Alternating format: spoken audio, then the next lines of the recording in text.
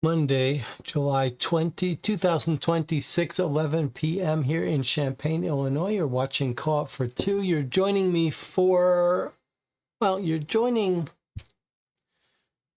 this channel tonight to listen to me read through the rules of Arcadia Tenebra. If that sounds unexciting, I don't blame you. But let's check in with the chat, see how everyone is doing today. So we're going to talk a little bit about how this game has come to land on our table,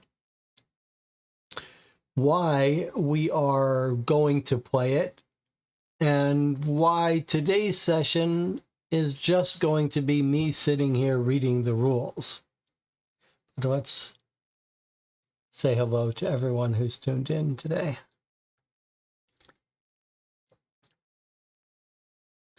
Normally, when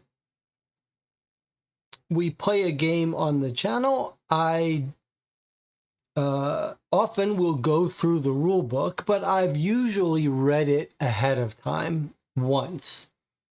You need to read a rule book several times before it all sinks in, and like the famous quote about no battle surviving the encounter with the enemy, no battle plan survives an first encounter with the enemy. A rule book is the same way. You can read the rules as much as you want. It's only when you start playing do you realize, oh, I don't quite understand how that works. I happen to love reading rule books. In fact, often I feel like I would rather spend a couple hours reading a rule book than playing the game. And sometimes you'll be at like a convention or a board game store, and I'll get out the rule book and someone will come around. They're like, oh, I can teach you this game. And I feel like, no, I do not want you to teach me the game. That's robbing the fun part from me. So I don't like watching videos teaching you how to play. I don't like being taught how to play a game. If I can help it, I'd rather learn it. That's, to me, the enjoyable part. In fact, I'd have my board game tank full enough if I never got to play another board game but just read rules. I actually had an idea that someone should publish anthologies of rule books. Like, I would buy that. I would buy nicely bound books of board game rule books and subscribe to that. Or maybe Board Game Rulebook Magazine with a monthly subscription. You just get the nice glossy color rule books bound. Or 1001 rule books to read before you die, says Jonathan. I saw Rose of Nevada, a movie about a mysterious ship that shows up after missing for something like 30 years, and a small crew decides to go back out on it. It was a solid film. Oh, that sounds interesting. When is it from, Jonathan? Sean says, playing Undaunted solo this month. I was just talking about Undaunted with another viewer of this channel who was noting that David Thompson and Dave Neal made War Story Occupied France and was wondering if he should check out other game designs by David Thompson, who has a background in war games but has clearly crossed over into board game stuff. And David Thompson also seems to be one of these people that loves collaborating. So I can see he's collaborated with different designers. He has a couple of games at Gen Con that I might check out.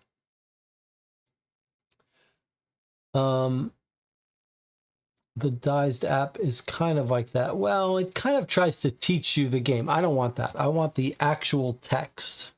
I want the actual long text. Okay, let's talk a little bit about this game in front of me, Arcadia Tenebra.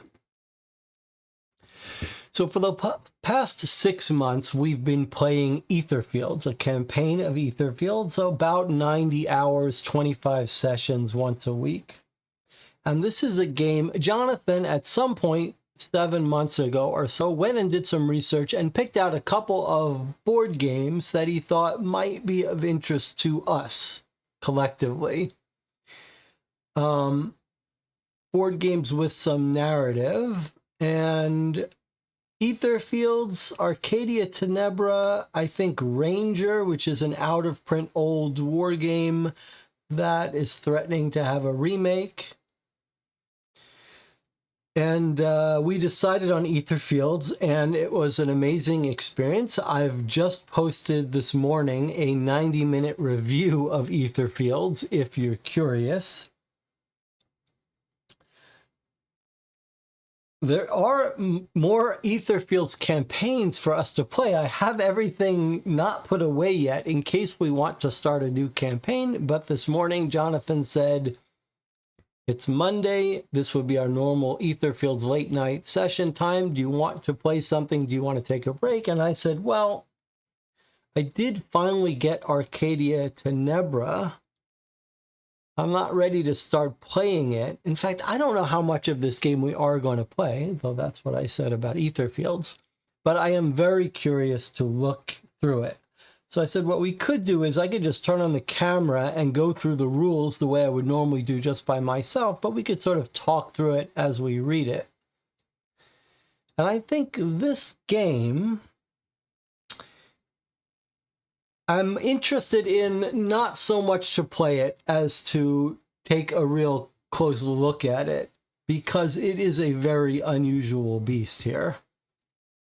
It does very much feel like sort of a handmade prototype, is what Jonathan was saying. You can see we're in an age of board games now where all the board games are sort of illustrated by master illustrators, produced by large companies with the collection of artists. And this feels much more like a sort of low print run homemade game. And in fact, that's what it is. This is a game from 2003 from Croatia, created by a small company that I believe has no other game created for this game. It kickstarted and didn't quite make it, and then relaunched and did make their goal, which was very low. It's something like a $7,000 budget, a few hundred games produced. I did not back this originally, but I did pick it up used from a store called Noble Knight, which frequently buys and sells used games. Normally when I buy a used game, it's on eBay because there are enough copies floating around. This is in such short supply that I had to buy it from Noble Knight. I think I paid about $70 plus shipping. And this would be a good time to thank the Patreon supporters for helping me purchase these games. And if becoming a Patreon supporter is not for you, you can at least, that's not the right way to say it, but I hope you will join me in thanking those viewers of the channel who are Patreon supporters. Anyway, so a completely Croatian team here, and clearly a passion project. Clearly the people who made this game made it for the love of it, and a small little team. There are a couple of videos on YouTube. You can hear them talking about it, but not much activity since this got produced. So what is Arcadia Tenebra? A mystery adventure role-play board game. Can you stop a serial killer before the blood moon rises? 1 to 4 players, 60 to 240 minutes. So an hour to 6 hour to 4 hour gameplay. Ages 16 and up.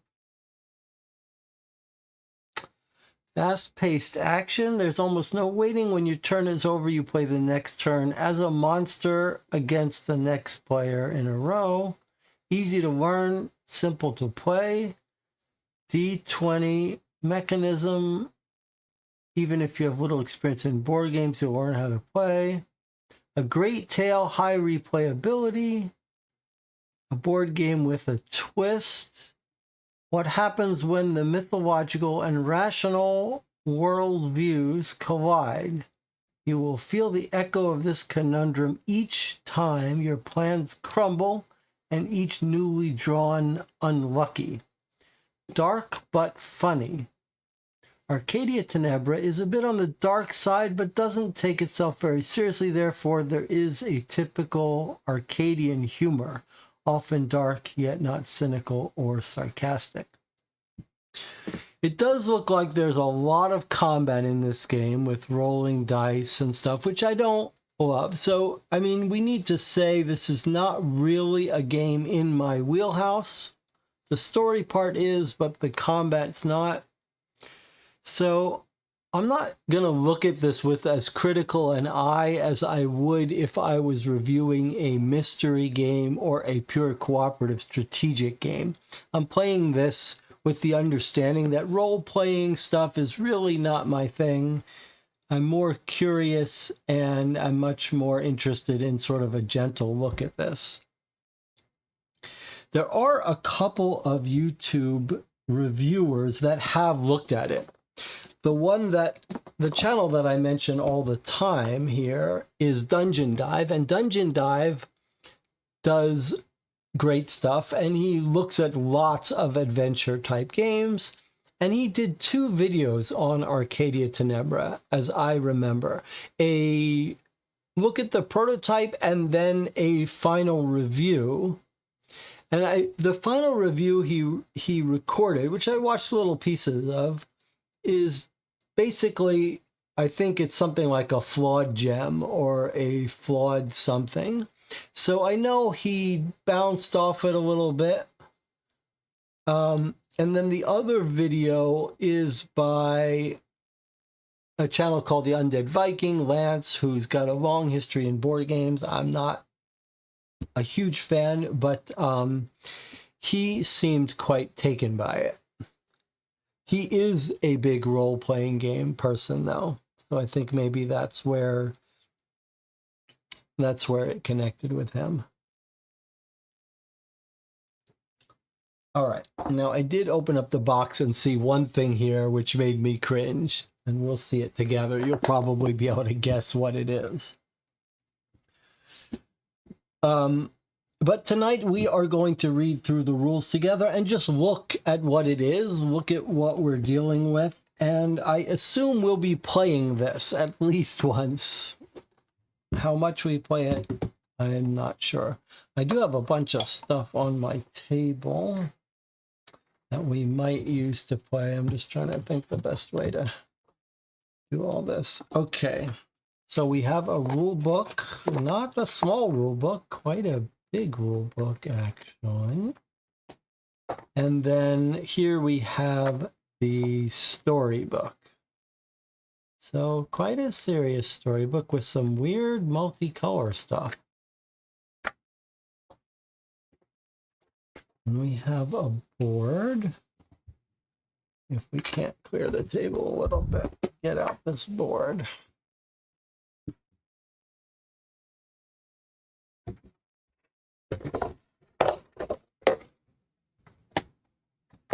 Okay, here's our board.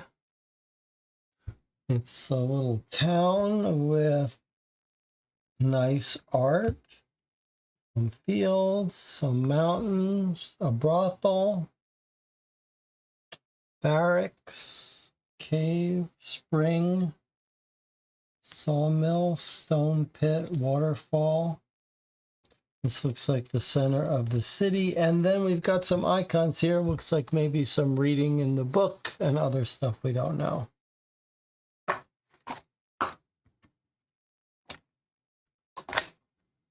All right. And then we have here a whole bunch of identical creature boards. So we're going to have encounters with creatures, and I suppose you might have this many out at one time. That seems a little crazy that you would have 7 different creatures out. They are all identical though. And what do they have on them here? Power, damage, attack, and roll. Okay. Then we have a couple other items.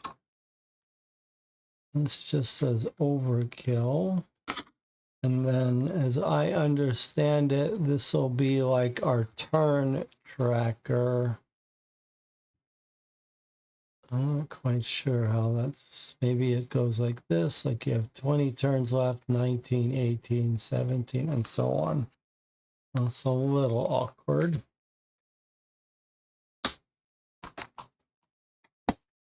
Okay, I just ripped the side of this. Now we have player boards. So these will be characters you can choose. Are they different? Yes, they look a little bit different. At least in terms of these icons here are different. Numbers the same? Okay, the number of squares are the same, but the numbers in these boxes different. Like that one goes 12, that one goes 13, 14, 11. Okay, let's see who we've got here. We've got Mara. And what are we looking at? A little flavor text, like a quote. Their abilities. Place for backpack and clues, weapon, garment, and trinket. And then on the back, we have like a story. So you can see a little bit leaning into the role-playing game aspect. Let's just go through these character cards. Mara. You should be looking at these, thinking about whether there's one you want us to play. Mina Kinski, Hilda von Butenstein.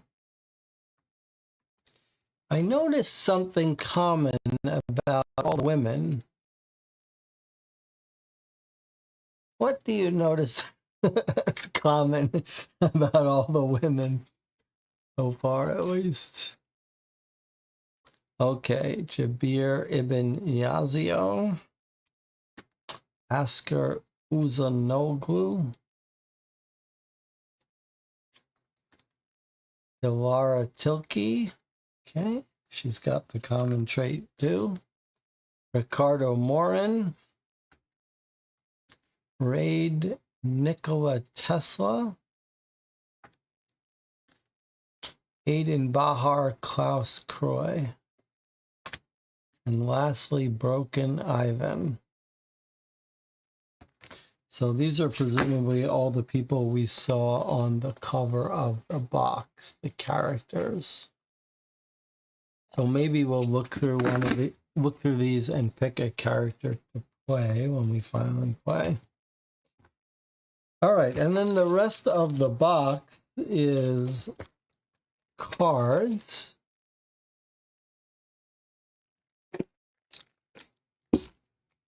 Some standees with some generic standee holder. And then this is the part that got me a little concerned. So I suppose here are our 4 potential players.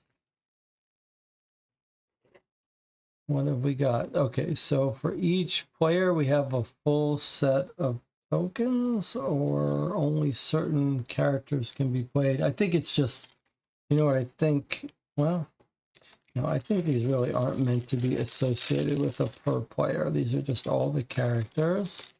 And then each player has their own d20 and stand. But then look at this.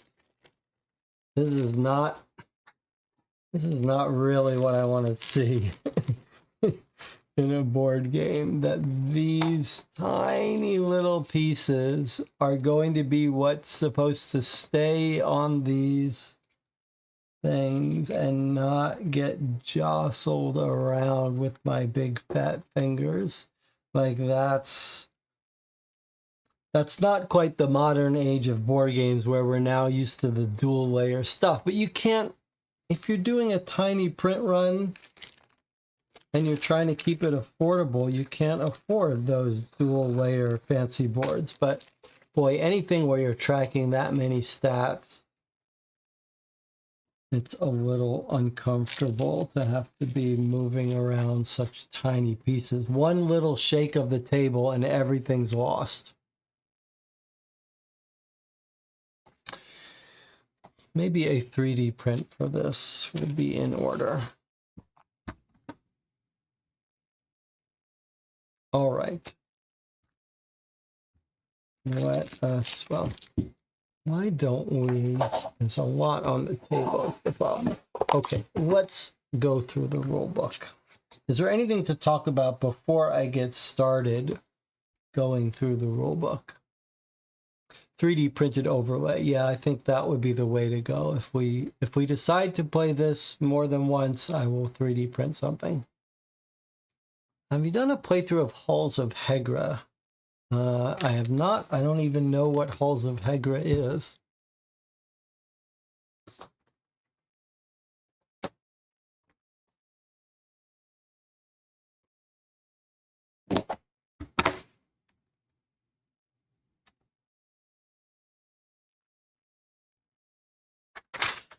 Okay. The Law of Arcadia Tenebra. Let's see what's the best way for us to go through this rulebook. Maybe we can go through it on screen. This is the time when you can just sign off. Like, you don't have to stick around for this. Or if you're using this channel to fall asleep, maybe this is the perfect world. But we're going to read this together and maybe we'll talk about it a little bit. Attacking other players.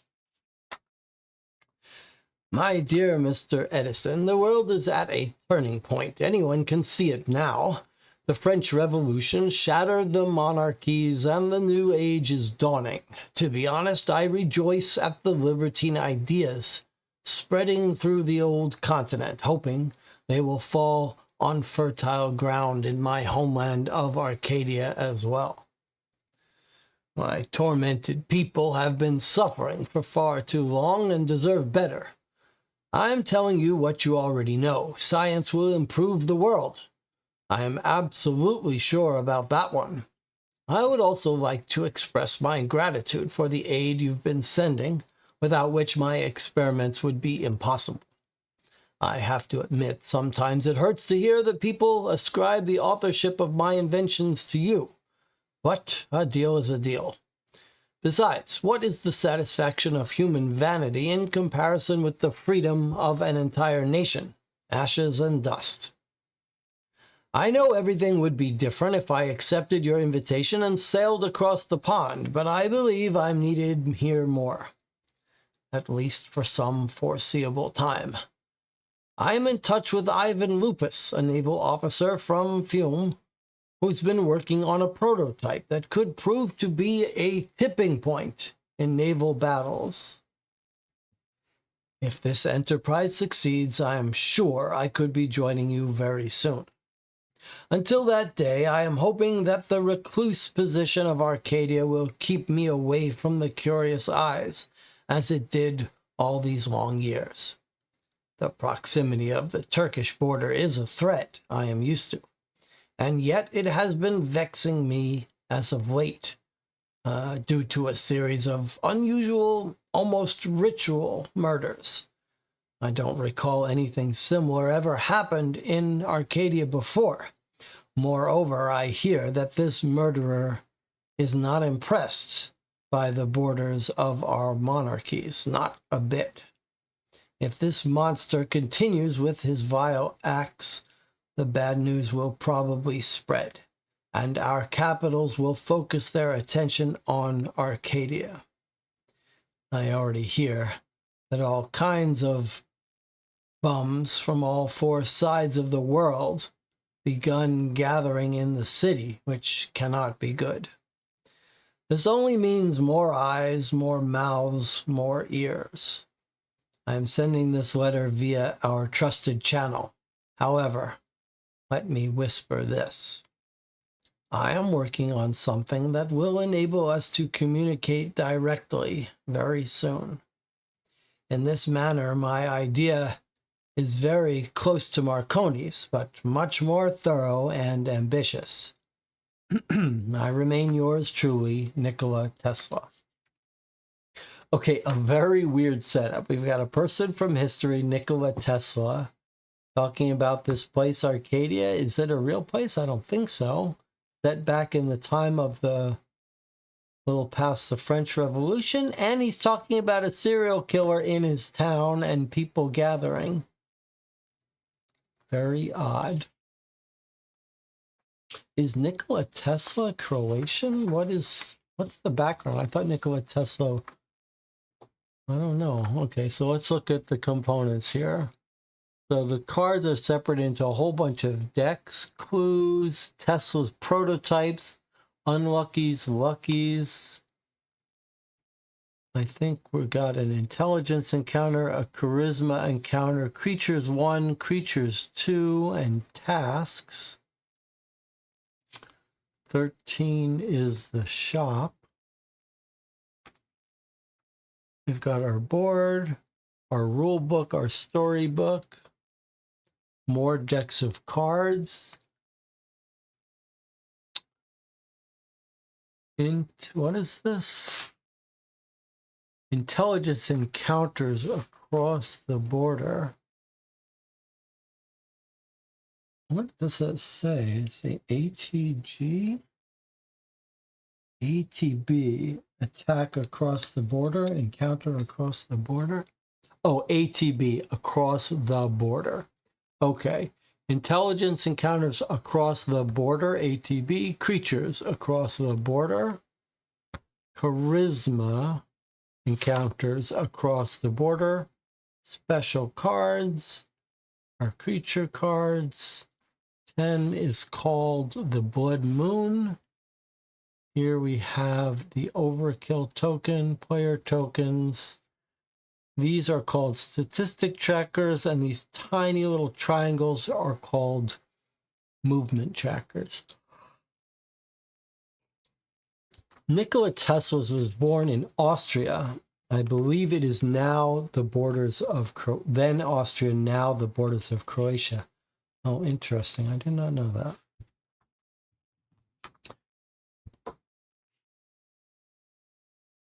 Okay, another list of the components. Attributes: power, intelligence, charisma. Power is a combination of physical condition, strength, constitution. Power acts in combat in the same manner health does. When it drops to 0, the player character is incapacitated. Then you have to go back to the hotel or this other place, Kachakhan, for rest and recovery. Power is the main attribute in combat and intimidation. Then here we have a power board, which is on each player. That's right down there. Intelligence is a combination of knowledge, experience, logical reasoning, and a quick mind. Utmost importance when it comes to picking locks, detecting unusual things, and solving riddles. It's also the main attribute when it comes to outsmarting or exploring Arcadia by using your wits. Okay, that's the blue. And lastly, charisma is a combination of eloquence, good looks, and influence exerted over people, and cunningness. Charisma is the main attribute when it comes to charming and exploring Arcadia in non-aggressive way by influencing others to do your dirty job. So there's our 3 tracks. Power, intelligence, charisma. Okay, let's see abbreviations across the border. Attack, charisma. CH is a critical hit. Check is the number to pass a test. Critical miss. Damage, hardiness, intelligence, modifier. You add or subtract. NPC is a non-player character. Pay. Put Lucky's into shop or Tesla's prototypes into Tesla's prototypes deck. Okay, sure, that'll be explained. Power, roll number you add or subtract from your natural roll in combat. So a modifier is an attribute test and a roll is a modifier in combat. RPG, that's a role play game. Player characters PC. SA, special ability. Stay means wait for X rounds. Basics. In this part of the world, you can simply kiss your plans goodbye. I never seen anything like that before. Quite fascinating, I have to admit, says Aiden Babar. That's one of our characters. I guess I was reading him as an old man, but he's just a little kid. Arcadia Tenebra is a heavily story-driven role-playing game. Is it really a role-playing game or is it a board game? You get, I tend to think of the role-playing game when the rules are very loose. I'm not a big fan of that. I like to have hard and fast rules, but we'll see. Maybe it just means that they expect you to pretend to act out your characters. Okay, you play as one of the playable characters. You play with 1d20. Your goal is to find the mysterious murderer, who the mysterious murderer is, and stop him or her before the blood moon rises. If you don't make it before the blood moon rise, you lose. Okay, so I have a number of turns. You can team up with other players if you want. You don't have to find out who the mysterious murderer is and stop him. They've done away with the him or her. You'll need to find at least 3 different clues and present them to the police chief, Maynarick, in order to move on with the story. Okay, 3 clues. In order to obtain clues, you'll have to explore Arcadia Tenebra, pick some locks, kick some asses, solve a couple of riddles, chat with various non-player characters. Though it may appear so, Arcadia Tenebra isn't a crime-solving game. It's an RPG, and in the end, it's not important who the mysterious murderer is, but rather how you find it out and whether you stop him before the blood moon rises or not. The main quest in the first part of the game consists of finding 3 different clues and bringing them back. Okay. First part of the game, find 3 clues, bring them back. You can trade with other players. You can do some trading in cities and the shop and the bazaar. You can attack, intimidate, charm, or outsmart other players if you want to. To collect clues, you must explore Arcadia Tenebra by traveling from one tile of the border to another. You may travel from tile to tile only if those are connected with some kind of road.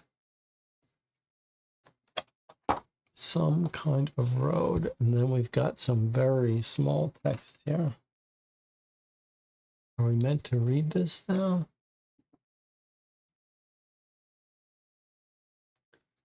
These are just sample example of 3 different clues. Oh, these are what the clues look like. Okay. If tiles on the board are not connected with a road, you'll have to find the other way around. So I think it's just saying that, like here's road. I guess this is a road. Oh, I see what's happening. So roads, various roads of various types. So it looks like all of the grids are connected to something by a road. So here's a road that comes up here, roads that go here.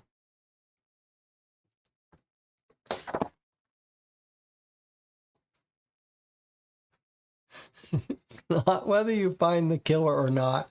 The real killer is the friends you've made along the way. Okay. All right, find 3 clues in the first half of the game. When you step on a tile for the first time, you must explore it in order to move on to another tile. On the left side of every board tile, you'll see symbols represent actions you can take. Okay, so that's the various symbols here. What have we got? You can get a companion. You can heal or rest. There's a number, it tells how many points you can heal for. Above your current maximum power. These little clashing swords, there's probably a Roman name for that, but you may explore this tile by fighting your way through combat. Number represents the level of creatures. Okay, so you might have to fight level 1 creature or level 2 creature. So let's look on the board here. So I see here's some level 2 creatures, some level 1 creatures here. Level 1 creature, level 2 creature.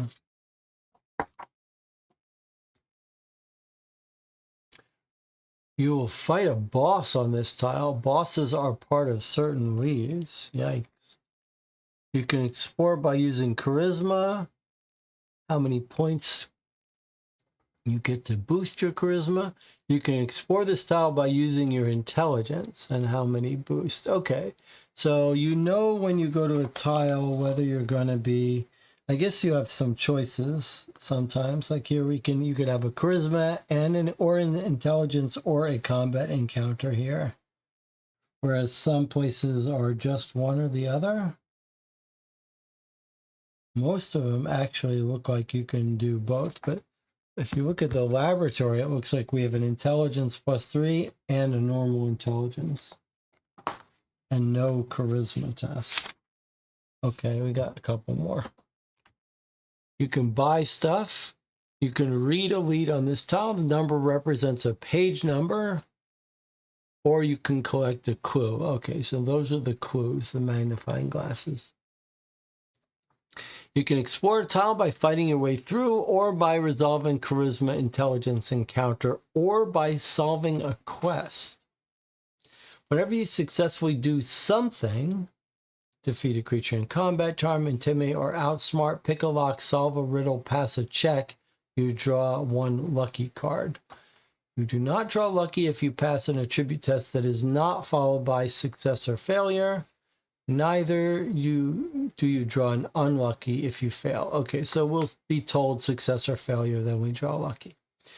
Whenever you fail, you draw an unlucky. Except for this. It's not important to read all the flavor text. It's not important to read all the flavor text on cards to play the game. Luckies and unluckies are telling you the story about what your player character is doing while you're waiting for your turn to play. If you get yourself in a situation that is not covered by this rule book, just role play it. If you role play it, in any attribute check, you may get up to +5 on a roll for that action. Other players will judge whether your role-playing was convincing enough. Okay, so there's a role-playing like rule. If you act it out well enough, you can get up to a +5. I'm not sure how we'll handle that. Full co-op in teams or each player for themselves or solo. Okay, so solo is how we're going to play it. You can pick 1, 2, or 3 player characters. Play the game all by yourself. The best mode to deep dive into the story. Okay, that's what we're going to be doing, but we'll have to decide if we want to play one-handed or two-handed.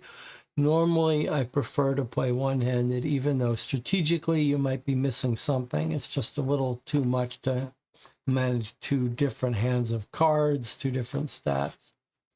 Okay, you can play teams, you can play full cooperative.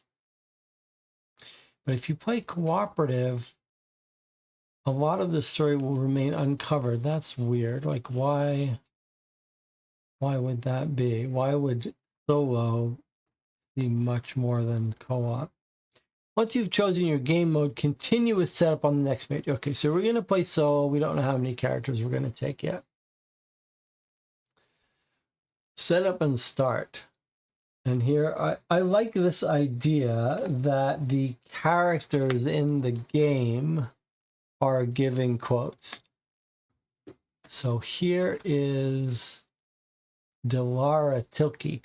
What I like most in Arcadia Tenebra is that locals are so simple, so open-hearted, so kind. I'm in love with all of them. Okay. I wonder what her profession is. Maybe that's our belly dancer. Set up the playing area in the way shown on pages 2 and 3. Take 7 yellow rectangular markers, place them on the circled numbers. So those are going to be our starting spots. The encircled numbers are the basic statistics of your playable character attributes. Take your triangle markers, plastic stand, set it up. Okay, so we could take our time. So we would be probably doing the 30 round take our time. At the start of the game, cover the blood moon with the black disc completely and see who goes first. Okay, so I suppose if we're going to do this in proper order, we could just read the rest of the rules, but if we were doing it according to suggestion, we would choose a character here. So why don't we... I mean, you can guess. We're probably not going to play a combat-heavy game. We'll probably want intelligence or charisma. But it would be nice to know a little bit more. I mean, we can see power, intelligence, charisma. Assuming we play only one character.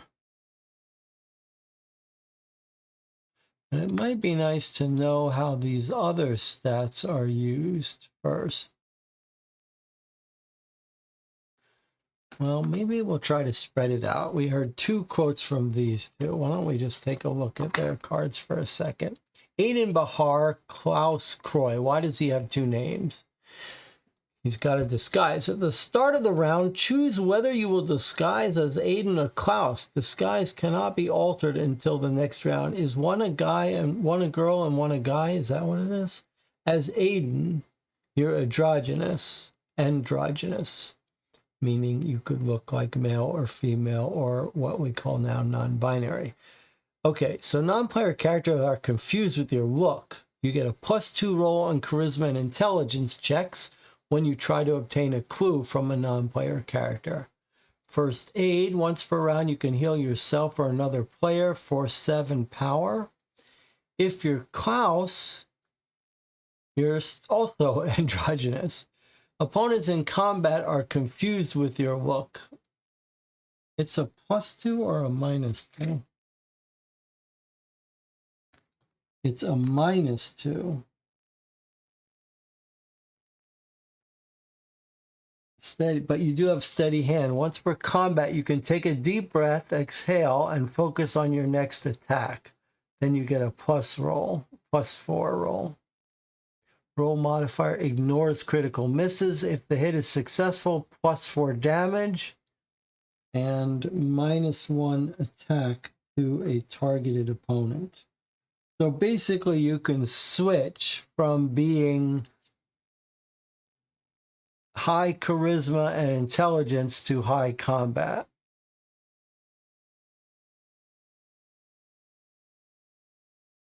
So the -2 is an effect on your opponents. So you can see if you're Aiden, you can buff up your intelligence and charisma. If you're Klaus, you buff up your combat. So this might be the all-around generic character. And then let's look at our belly dancer / woman of the night.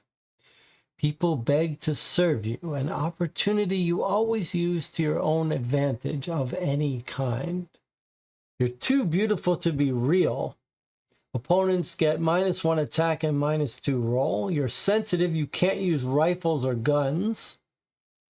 You're a seductress. At the beginning of combat, you can bewitch everyone by dancing and inflict 4 damage and a little bit of heartbreak. And you're not allowed to use your splash ability if your charisma drops below 10. She starts out with very high charisma, 17. 13 intelligence, 11 power. Aiden Klaus is 13, 14, 13, pretty even. We don't really know what the rest are. Damage 102. They look about the same. Looks like she likes using knives. Klaus prefers to use a rifle or shotgun. Okay, so those are our 2 characters, and then they all have some full biography on the back. She's Turkish. We'll read this when we choose a character or when we need to choose a character. I think before choosing a character, I want to know a little bit more about what these stats are. We've learned these. We haven't learned these. Can we jump ahead to that?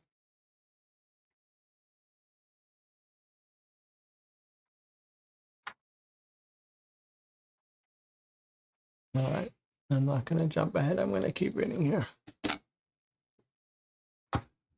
The player first opens up leads, a player first opens up leads and reads aloud the intro on page 3. So that's our storybook intro. You read the intro, you draw the first lucky from the top of the lucky deck, shuffling back any quest or events deck, and starts exploring Arcadia Tenebra in search of clues. Then the second player does the same thing. So you get a lucky and you start exploring. Rounds and turns. When the round is over, the blood moon rises for 1 point. Okay, so we've got a strict number of turns. If we play on the relaxed way, we've got 30 turns. 3 phases: move or stay, action, and resolution. You can't move if you first performed any of the actions.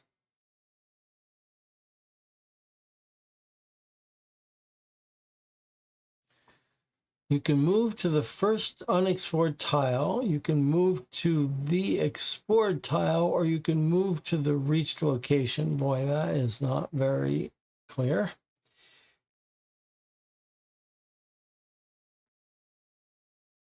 You can't move if you first performed an action. Okay, in other words, you can move or stay and then do an action. Once you do an action, you can't swap the order. It's always move if you want to move, then do your action. All right.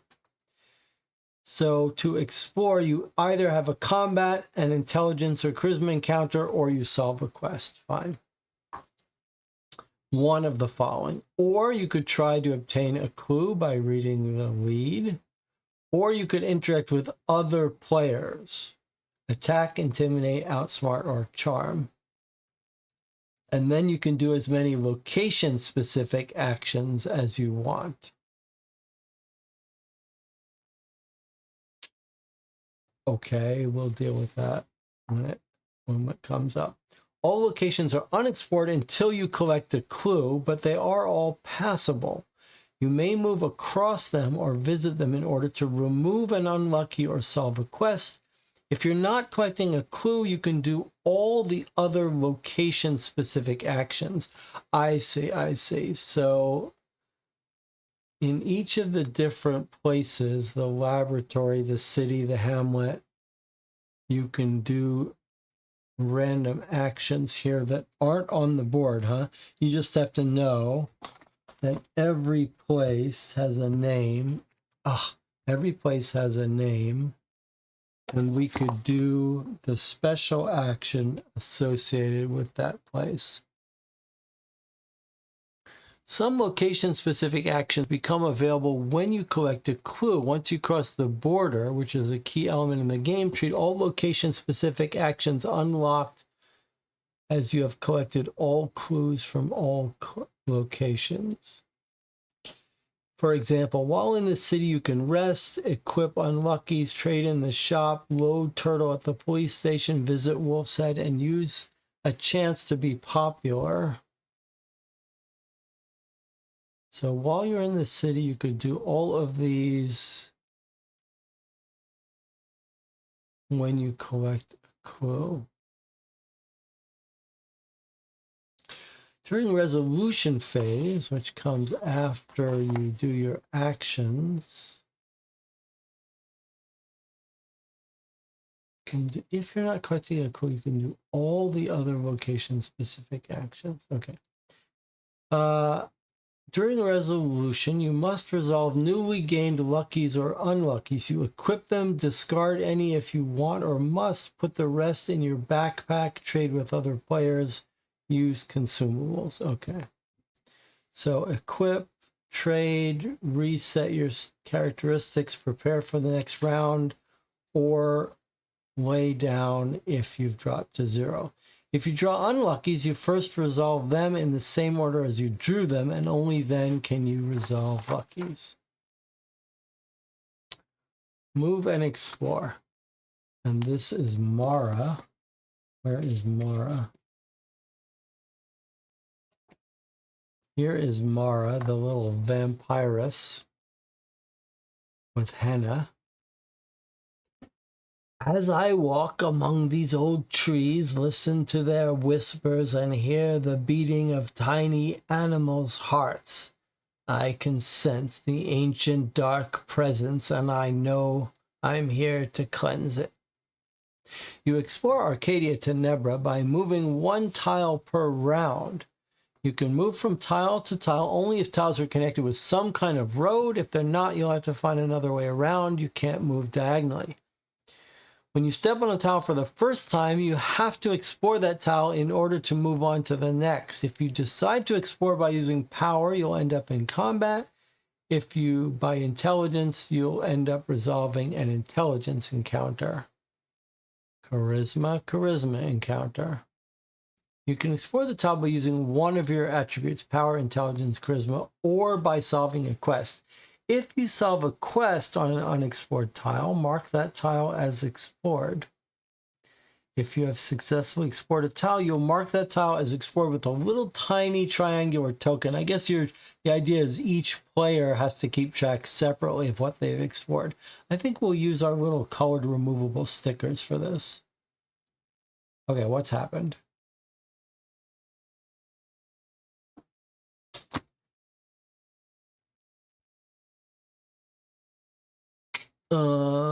Okay, let's see. If you've explored, you mark it and stay on that tile until other players finish their turns. In the next round, you can move.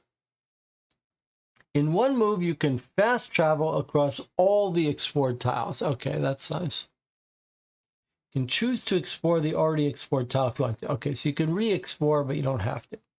After you explore a tile, you mark it with your token. You do not mark locations as explored until you collect a clue. Collecting a clue counts as an explorer. This says we can explore by having a power, encounter, combat, intelligence, or charisma.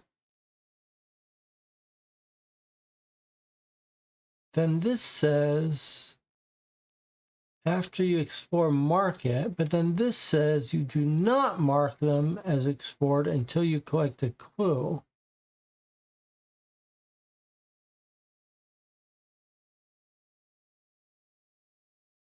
Maybe we get clues just by having encounters, or maybe this is just saying if you try a quest, you have to get a clue. All right, let's look at combat. It looks like that's what the rest of the things are for. Sounds like locations might be more specific than tiles. I don't think so. But it's possible. Yeah, maybe you're right. I think maybe places here has multiple locations. The shop, the gendarme, the wolf's head, the hotel, Hagar, the tea house, the bridge. So I guess the named places, most of them are one tile per, but it looks like the city and the other city are the exceptions. Although they only have one set of stuff. So maybe not. Maybe this is just the city. Because there's only one set of icons for this whole place. I'm sure it'll be clear as we play. I never run away from a fight. Jabir. I never run away from a fight. I only retreat wisely. So what has he got? He doesn't have much power. He's high in intelligence, though. And Mara, what was she? Low in power, high in intelligence, medium high in intelligence, medium high in charisma. This guy doesn't have much charisma. He retreats wisely. Okay, during combat, you use the combat section of your player board. Attack, roll, hardiness, damage, and power bar. So we've got attack, roll, hardiness, damage, and power. I see it's the red power too. Okay, so these are all for attacks. Clearly attacking is a big part of this game. Combat is. Let's read how it works. Combat consists of rounds of combat rounds. Ends when all combatants spend all of their attacks. So ATT for attacks is how many attacks you have. You don't have to spend all your attacks in your turn. However, in that case, they are wasted. You gain 1 lucky for every defeated creature. You gain luckies for defeated creatures even if you lose combat.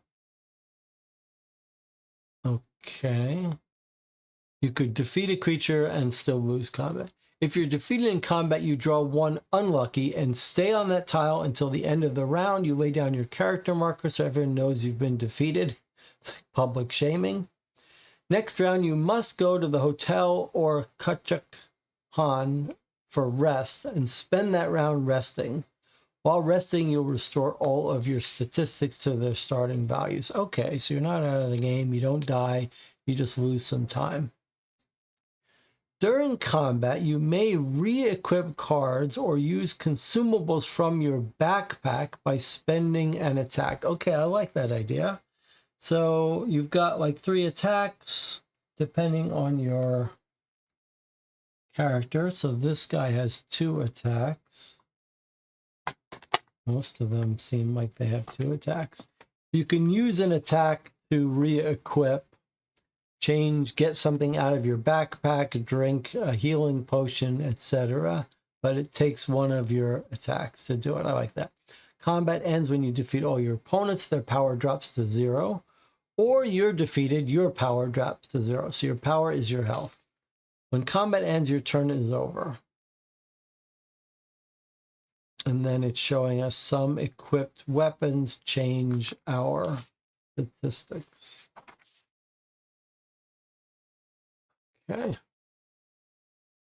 Prepare yourself before entering combat. Use consumables, equip weapon, garment, and trinket. If you have any, choose a strategy. Check what level of the creature you'll encounter.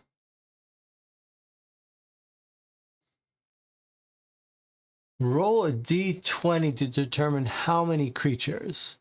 So if it's odd, 1 creature. If it's even, 2 creatures. Okay, so you're always going to be facing 1 or 2. If you enter combat alongside other players, add a creature for every player that fights on your side. Interesting. Add a creature for every player that fights on your side. Okay, fine. Draw creatures from a corresponding deck. See who or what your opponents are, what their strengths and weaknesses are. Decide whether you'll fight or flee. Okay, I like it. You can flee. So depending if you're doing creature 1, creature 2, or across the border creature. Then you pop them out on a board. You decide to flee, you must immediately return to the city, in which case you'll have no penalty except a lost round. I like the sound of that. If you decide to fight, you give the creatures to someone else to run their attack, but it'll just be us. You just take a creature, you put it on a board, and you set it up for combat. You always attack first unless the creature has a special ability enabling it to attack first, or if you have penalty which prevents you from attacking first. And it's showing us examples. I don't know if we need to look at this, but let's see. So it's got protective, so it attacks first. This one says it attacks first in the final round or something.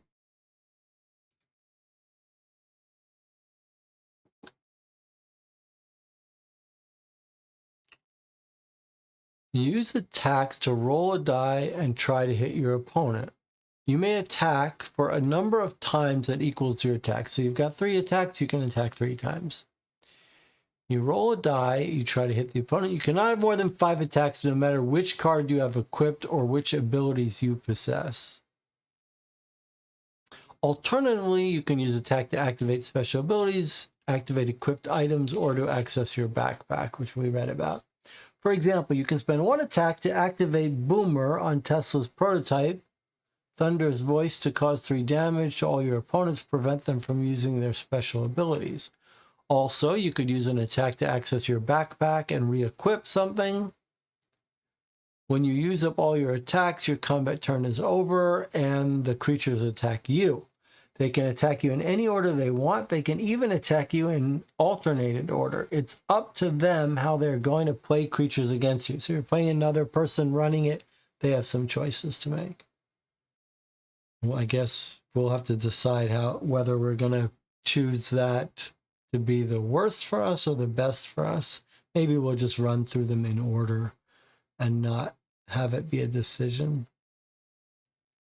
Number of attacks may vary. Speed up combat. You can borrow die from other players to match the number of attacks you have. Cast them all together. Okay, that makes sense. We can get some extra d20s and run them at the same time. This is just a little story. This was the example of special ability. Okay, at the beginning of a new combat round, all attacks reset to their starting values. For example, Laylas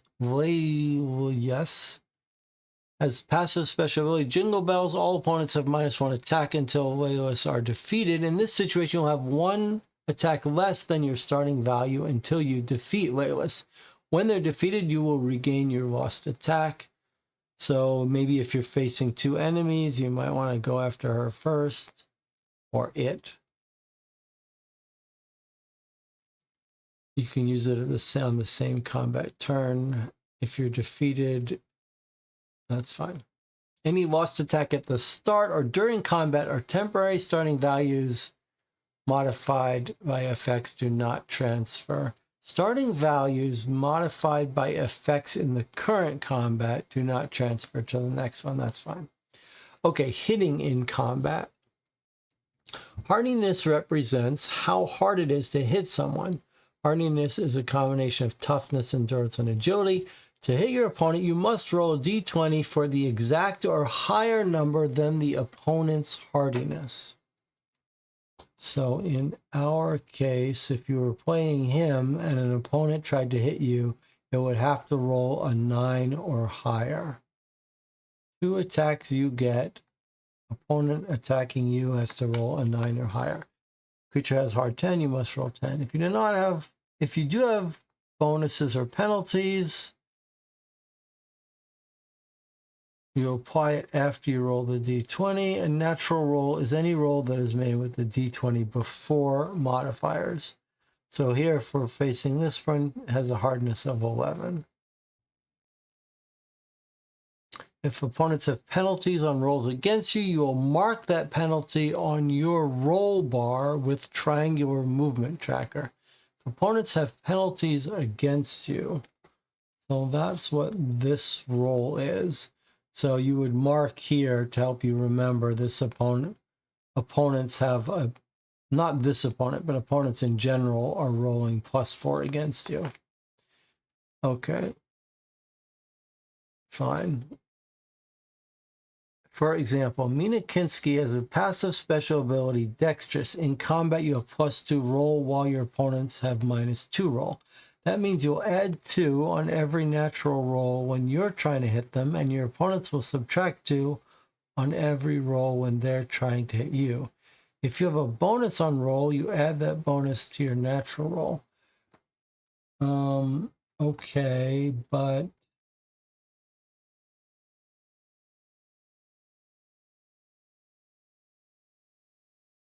let's see.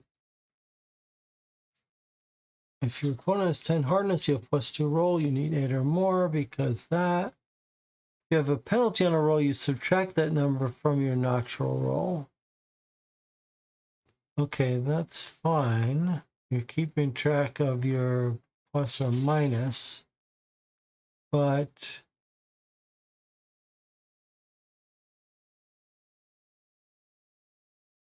if your opponents have penalties on a roll against you, you will mark that penalty on your roll bar with the triangular movement tracker. So does it only want us to use this roll thing when they're rolling against us, or do we, like, one modifier is on our roll?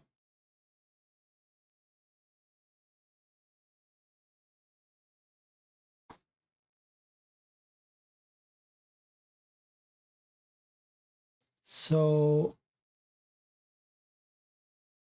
are we keeping track of them separately, or does one not show up on our track? Is one a square? Is that what we're doing here? It looks like it's saying we're keeping a -2 for the enemy.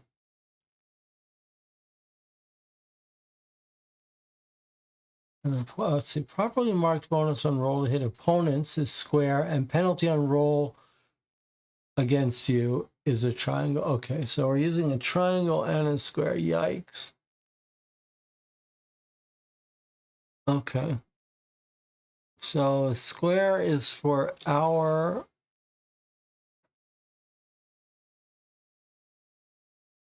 what we get when we attack. And the triangle is the penalty against them. Feels like there had to be a better way to keep track of that, but okay. Maybe we'll come up with our own system. You have a +2 roll, so you'd be at +2. If you have a penalty -2, you'd still be marking that with a square. But then when they have a modifier on you, that's with a triangle. I don't know why they didn't say that more clearly here. Damage. Whenever you hit, you inflict damage to your opponent. Inflicted damage lowers power. Okay, so power is health. When opponent's power drops to 0, you've defeated them. How in combat, power is a health bar. Fine. If you defeat an opponent, you draw a lucky, whether you win or lose combat. I'm still not sure how you win a combat and not defeat, or vice versa. But maybe it's just talking about if you're facing 2 enemies, as soon as you kill one, you get a lucky. Okay, if your power drops to 0, you're defeated. You have to resolve unluckies before luckies. If you're defeated, you lay down and you go back to the rest.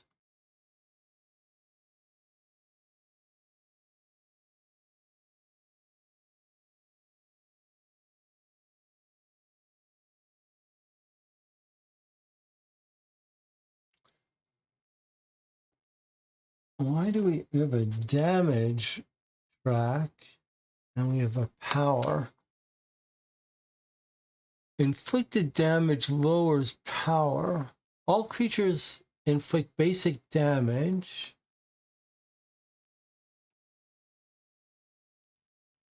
Damage bar and basic damage.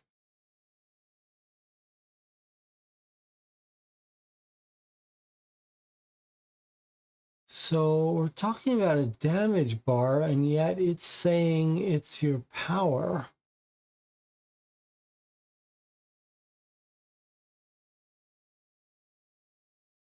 Whenever you hit, you inflict damage.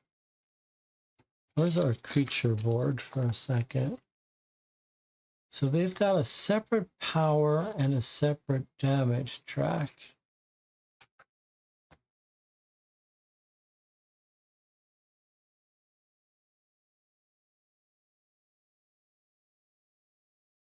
Inflicted damage lowers power, you're lowering power. And yet here we're looking at a damage bar.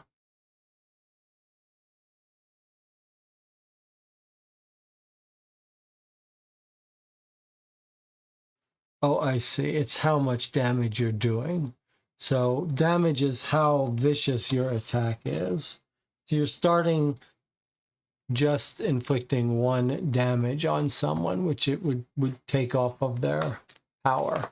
So power is health, damage is like your how much damage you're doing every time you do it. Okay, fine. So it has nothing to do with what roll you do on the die. So power is your health bar and damage is your power. Boy, that's an odd choice of naming things. Okay, but it is clear what it does. All right, fine. If you win combat, mark the tile with your triangular tracker as explored. Fine. That's just saying the tile on the map gets marked. So winning combat is just as good as exploring. Resting. When your power drops to 0, you must rest. You can rest even if you don't drop to 0. You have to go to a hotel or the city or in Khan or the other city. I love how the name of the other city is just the other city. You may fast travel to the hotel and Khan if you have previously explored. Okay, fine. You must spend a round to rest. All right, so you got to spend an entire round, you rest, and everything goes back up to their starting values. And then you apply bonuses according to your attributes.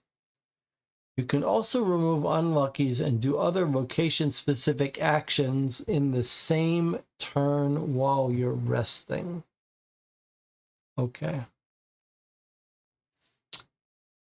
Intelligence, charisma encounters. All right. Combat is so violent, it actually bores me.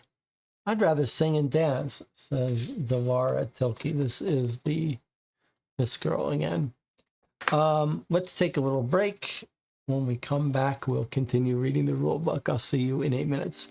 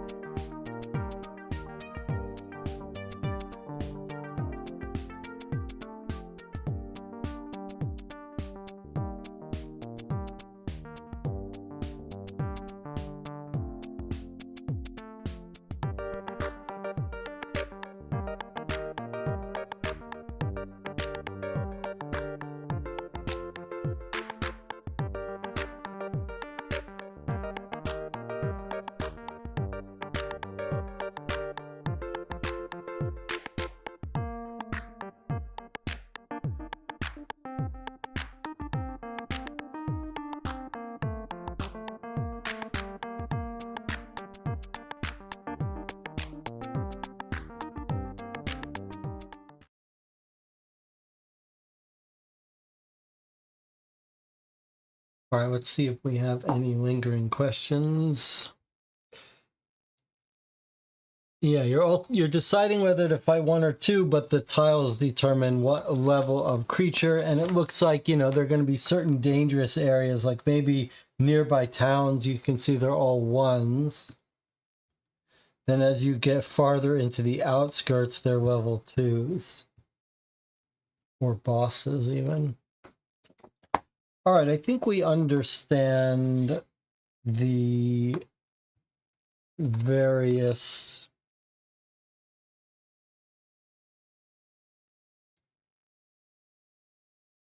I was going to say we understand the various tracks. The top four here are used for combat.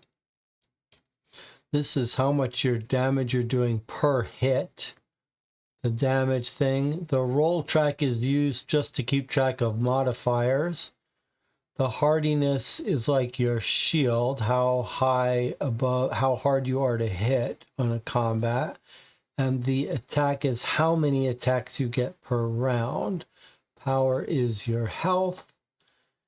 Now, one thing that I don't understand is why is this person's charisma all blacked out, whereas this person's charisma is all a solid color. In fact, all solid color, all solid color, all solid color, all solid color. It's only this one that is not. Is that because she's got some special rule? Yes. If your charisma drops below 10 for this character, something triggers. Okay, so that's quite nice that they've colored it differently so you can tell. All right, let's learn about charisma tests. Where are we? Halfway through the manual.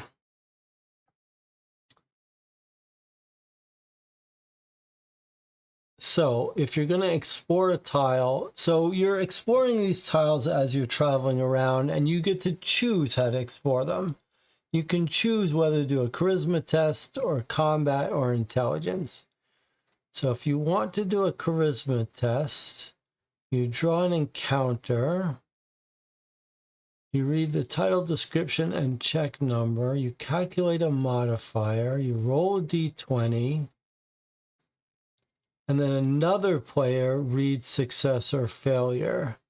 So I guess ideally it wants you not to be able to know what the alternative is, but if we're playing solo, I don't know how we're going to avoid that.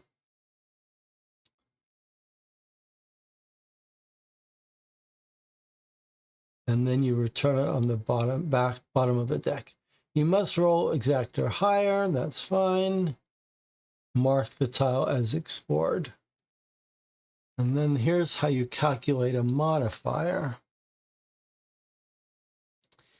If you have higher intelligence or charisma than the check, you have a bonus. If you have lower, then you have a penalty.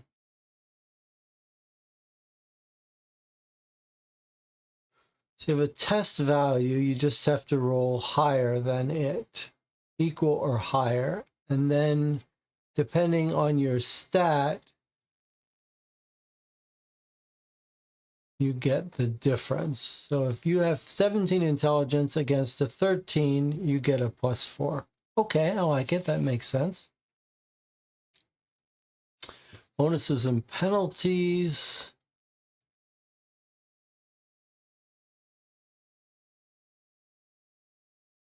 Bonus and penalties on intelligence charisma that have player characters having interactions don't apply to.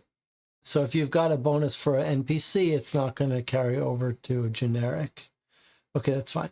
Critical hit, you automatically pass. 19 or 20 is a critical hit, you auto pass. Critical miss 1 or 2 is an auto fail, and you get an unlucky.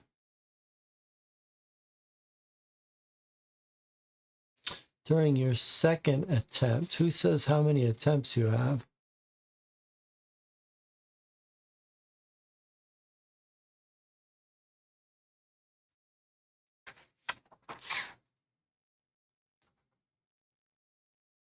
Here's an example. Maybe we should take a look at this one. Okay, so you've met someone. You're going to try to impress them with a Charisma 13 check. If you succeed, you increase your charisma. If you fail, you're going to decrease your charisma.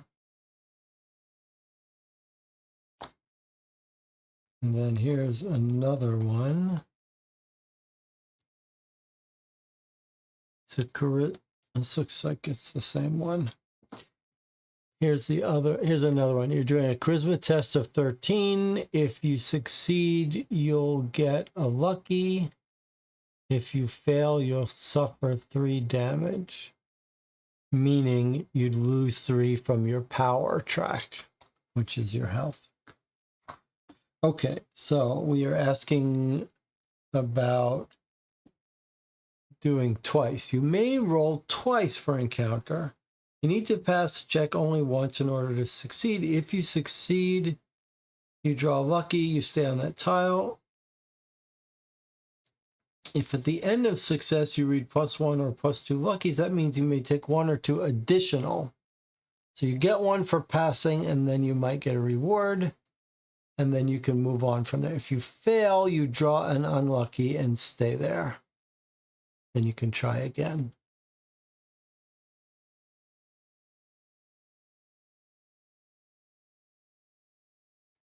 Okay.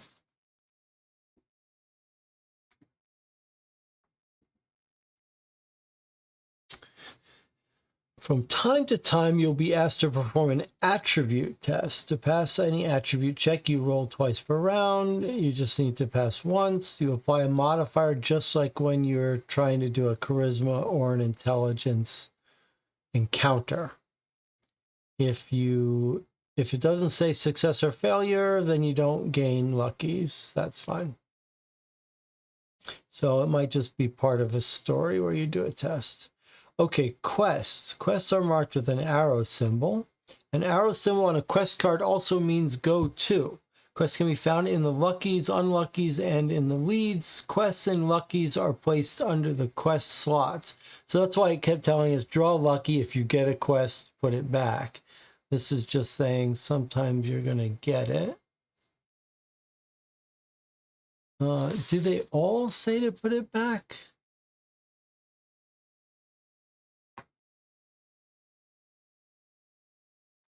I guess it'll tell you when you're supposed to shuffle back quests and events. Okay, if it doesn't tell you, then you get it. All right, so if you pick up a quest in a card, you put it...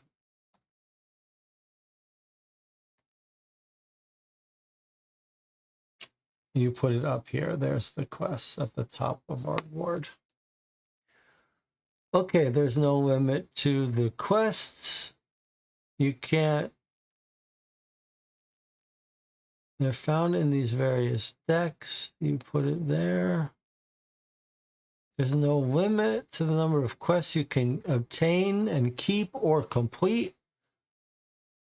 Quests are placed directly into the matching equipment slot on the player's board as soon as the quest is acquired, removing in the process any lucky that occupies that slot.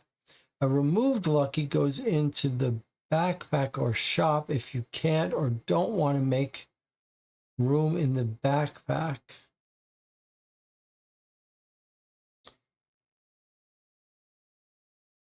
You remove it, you either put in your backpack, which looks like it has a limited room, or you can just give it up in the shop.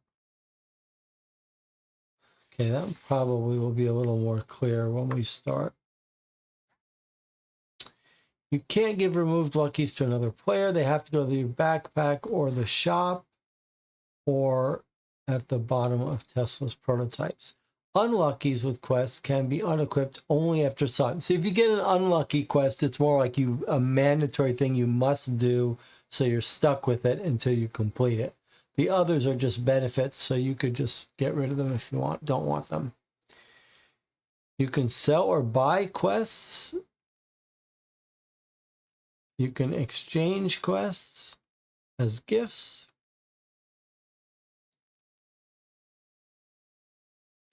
Players solve the quest on your behalf may return the item to you if they wish, but are not required to. If you receive a quest, they can betray you and keep the reward for themselves. If you outsmart, charm, or intimidate, or defeat another player in combat, so you can fight with each other. If you wanted to, you take one of their quests or clues or luckies, whatever. Okay, quests across the border. Quests across the border can be solved only once you have crossed the border. Crossing the border is one of the key events in the game, will occur in the last chapter. So after we find our 3 clues, we have a border. Where is our border?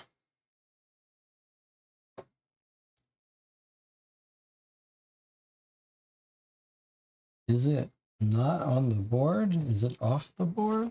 I guess we have to keep reading.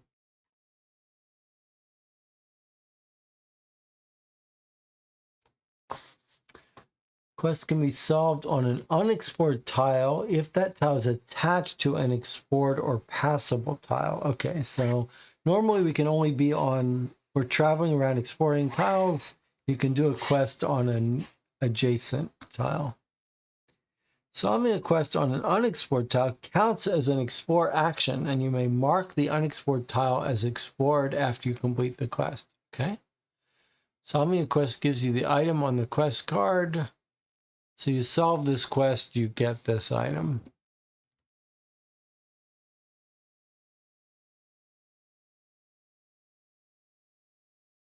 To solve a quest, you follow instructions written on the quest and meet the prescribed conditions. Every quest has 3 parts: a name, an instruction, and a condition.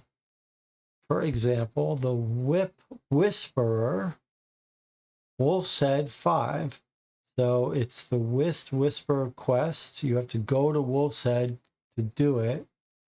And then you have to pass an intelligence check of 5. Conditions are always written in brackets, can appear as nothing. That's what this is here, intelligence 5, or a test, or it's going to say defeat a certain creature or pay or something else.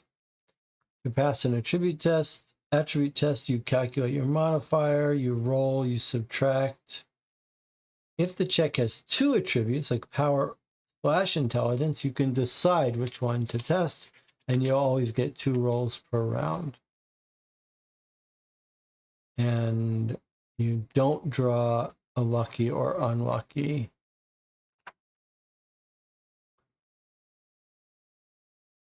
If you fail to solve a quest, you can try again. To defeat a creature, you must enter combat and win. You find the creature. So some quests might say you have to fight this specific creature. You just go get it and fight it, and then shuffle it back in. To pay, you put a certain number of luckies or the equivalent Tesla prototypes into the shop. You can't pay with a quest card until it's solved because you don't have that item yet. Pay 2 means you must put 2 luckies in the shop or put 1 of Tesla's prototypes. Tradable cards are all cards except events and special cards, and here they are listed. Collecting clues. Listen here, says the chief of police. Perhaps you'll find information sooner than us and see things better than me. You can collect clues by following leads. They can be found in different locations: Wolf's Head, Laboratory, Hamlet, Sawmill, Brothel. These are all places with magnifying glasses.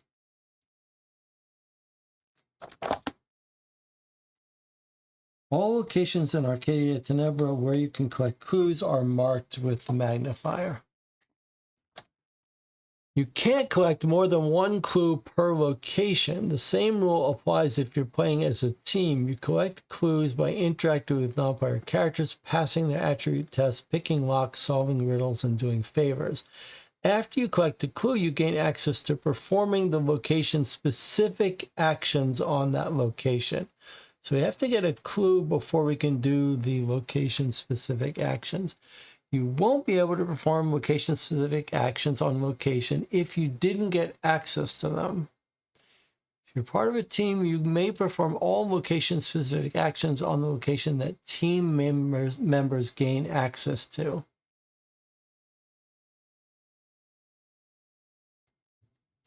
And here it is showing us location-specific actions after collecting a clue in the brothel.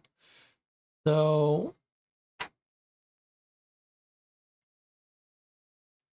we were reading the list of location actions, but maybe we don't have to remember these. Maybe when we solve a clue in the brothel, we're going to be told, you can now do this. Shall we take a look at this? See if we can read what this actually is saying. Fail, success, can't really tell.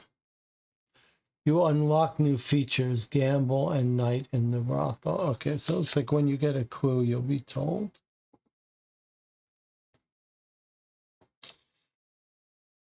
After you activate a set of clues, meaning the 3 clues, cross the border, or deliver clues to the chief of police, you automatically gain access to all location-specific actions on all locations in Arcadia Tenebra, even if you didn't collect clues in those places. Okay, fine.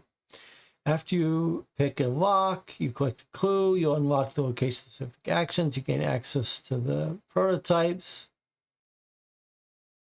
Fine.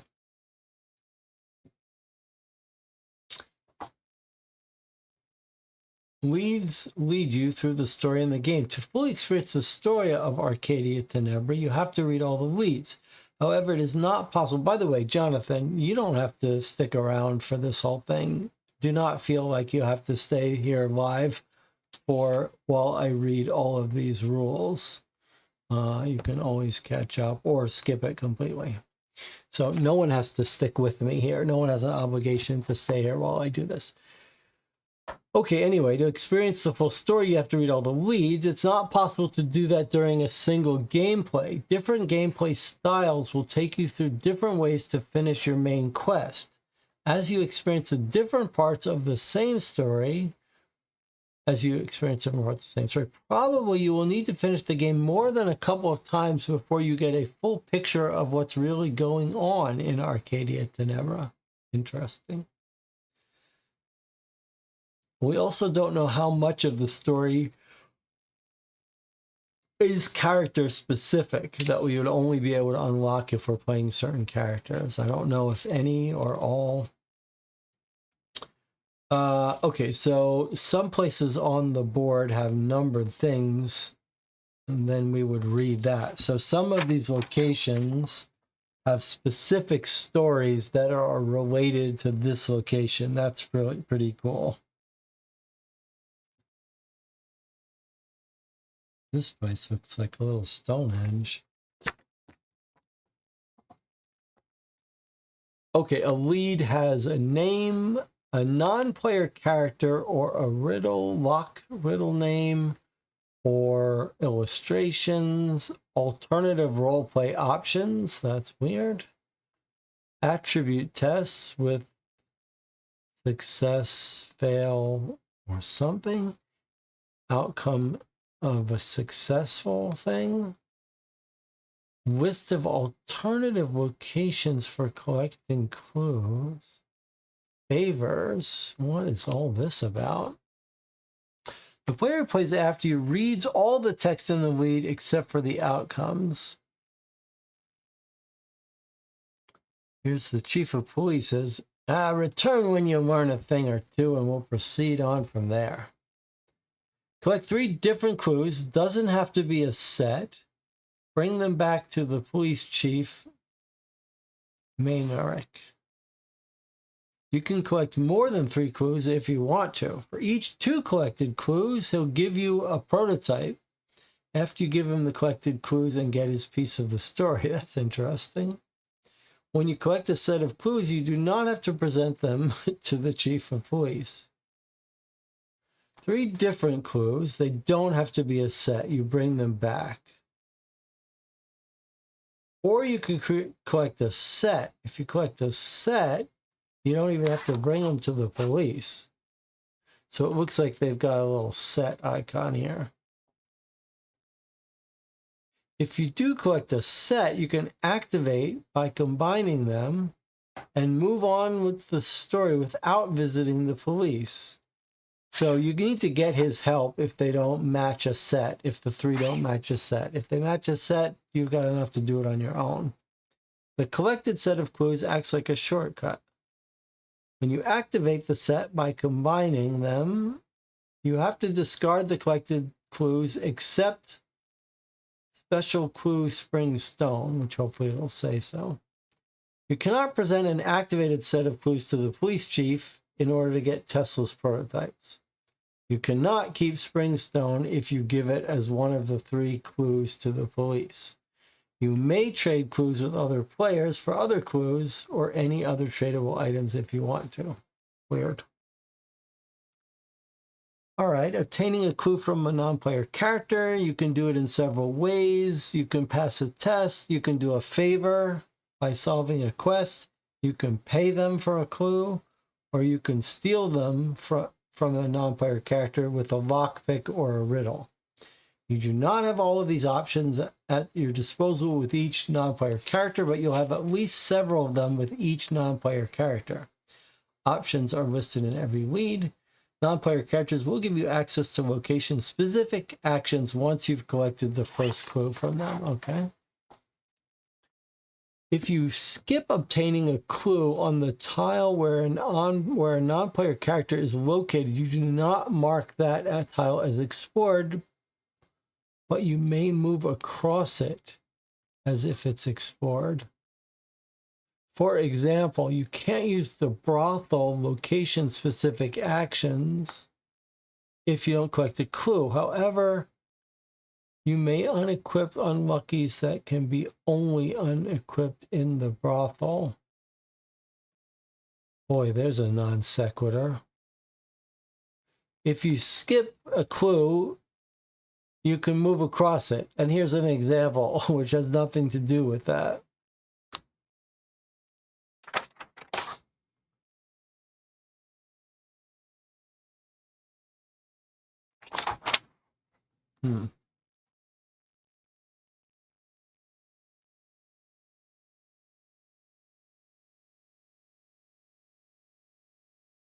All right, well, I guess what it's saying is that this isn't a location-specific action, so you can still do other things. Okay, various attribute tests. You just test your stuff. You calculate a modifier, which is the difference. Seems fairly straightforward. So, for example, you're playing Broken Ivan. You want to intimidate the priest. He's got 10 power. Broken Ivan has 18. Since you're 8 points higher, you've got a +8.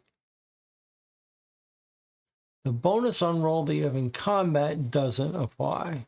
Fine.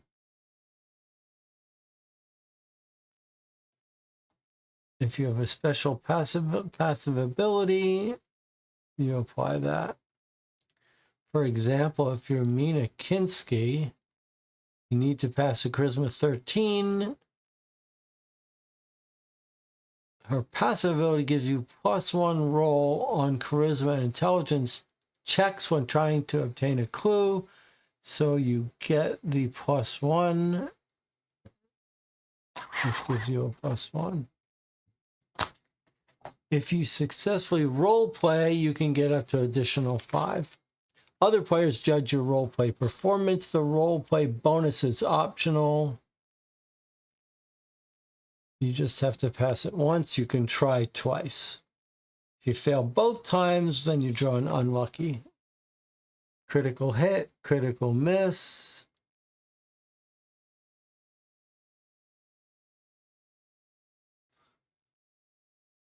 And this is just saying that even if you fail, the moment on your first try, if you got a critical miss, you'd get an unlucky. If you did a second critical miss, you wouldn't draw an extra one. Once you collect your first clue from non-player characters, most of them will offer you to do them a favor. Favors are side quests that will give you clues lucky special cards, etc. By doing favors, you'll discover different paths to finish the game. That sounds fun. It's not necessary to finish. Once you start a favor, you can quit it. If you do a favor, you return to the character to receive your reward. You can't do it on the same round. If you die, you get knocked down, you go to a hotel, and then you can continue. If your power drops to 0 after you complete a favor, you can go back. Fine. You do not get luckies for collecting clues in this way, but you do get luckies for defeated creatures or past checks. It's just saying you don't get an automatic lucky for succeeding. Doing a favor on an unexplored tile counts as explored. So anytime you do something substantial on a tile, it counts as exploring it. You can also steal a clue. You'll have to follow the rules for picking locks or solving riddles. And then it says, if so, if you want to do that, go to the chapter on locks and riddles. All right, sounds like we're dealing with more unusual stuff now. Okay, if a non-player character asks you to pay in order to get a clue, you must pay. You can pay with various lucky cards. You have to discard them to the shop. Teslas go in his deck. After you pay, you don't get a bonus lucky. Fine. Locks and riddles. Power represents strength and intelligence represents complexity. To pick a lock or solve a riddle, you must bring their respective strength to 0. Each successful complexity roll reduces the lock's riddle strength by 1 point. Each time you fail, you suffer damage. So it's like a creature. You have to knock it down to 0. Let's see if we can make sense of this. Hard to read this, huh? So it tells you how much health power it has, what its complexity is. If you don't want to or are prepared to collect a clue right now, you can come back later and try the lockpick. However, if you start the lockpick, you can't quit until you pick it or you fail. Okay, so you have to drag it down to 0, and when you miss, it hurts it causes damage to you. It's just like a combat.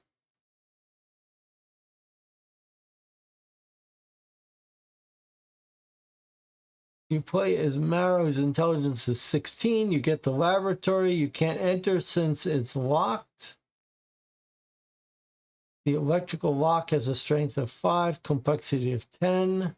So the check is 10 with a +6 because she's higher than it. So you fight it, basically. And if you succeed, you lower the complexity by 1. If you fail, you take 2 damage because its damage is 2. But I suppose one interesting thing is every success, it's lowering its complexity, which makes it easier to do the next round.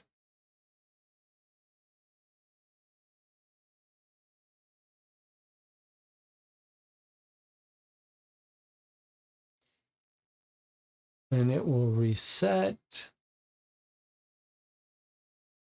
You can decide not to do it after you find out what you're up against. If you don't decide to do it, don't consider it explored, but you can move across it. That's a weird rule. It's a critical hit. You go for an additional 1. That's a weird little edge case rule. All right, I guess we'll have to get this out when it comes to doing lockpicks and stuff.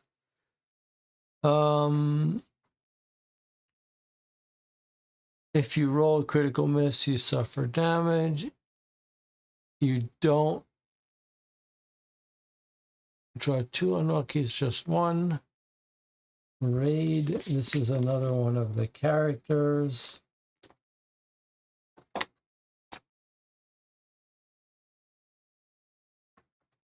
He says, there is no luck, only precision and pain.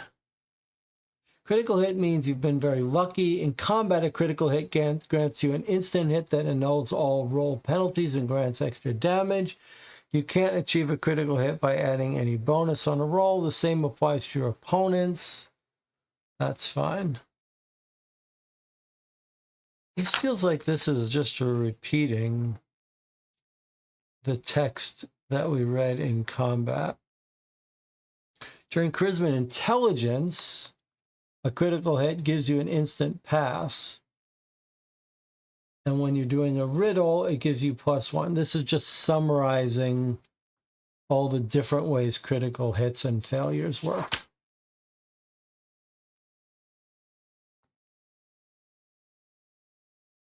All right, we'll skip this. We'll read it when it happens. And it's just saying you never draw 2 unluckies if you get 2 in a row.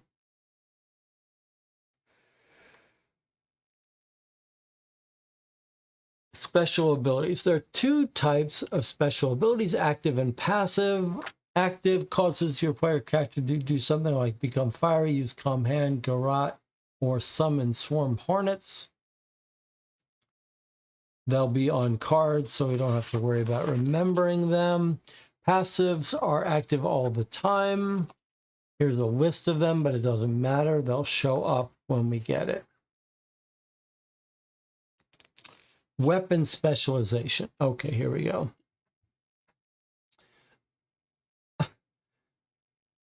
Every player character is specialized in using at least one type of weapon, and some player characters are specialized in 2 types. The type of weapon is represented with a symbol at the end of the attack and damage.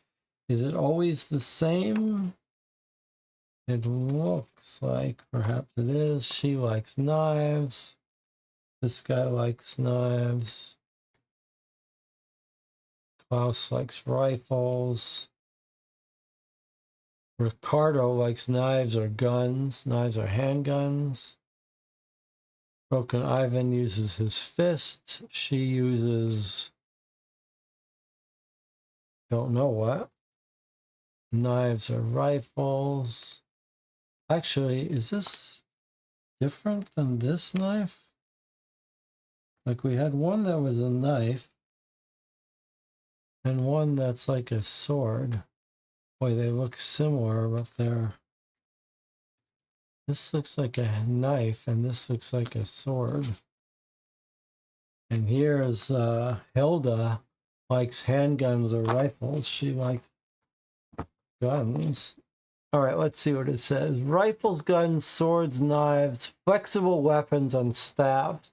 So I'm not sure we saw anyone that had a specialty in flexible weapons.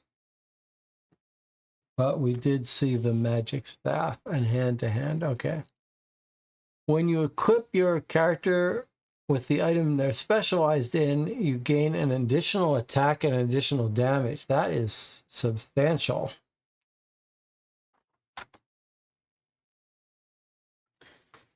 And then there's splash damage. Some weapons and some trinkets and garments are also doing splash damage that affects all other opponents that are not hit directly. So if you're facing it off against 2 creatures, it would splash over to the other creature. Weapon specialization does not affect splash damage. So Jabir deals 1 damage. You have also equipped this, which deals +1 damage and 2 damage splash. You fight 3 creatures. You hit 1 for 2. He deals 2 splash to the other 2 creatures, also suffer 2. Okay, fine. So you don't modify it. You don't do extra stuff. You just do the splash damage. Have grounded down. Ugh. Weaknesses. Some weapons will cause extra damage to creatures that suffer from weakness regarding a certain type. Fire, cold, poison, emotional. Remember, that was our belly dancer. Caused people to suffer emotional damage.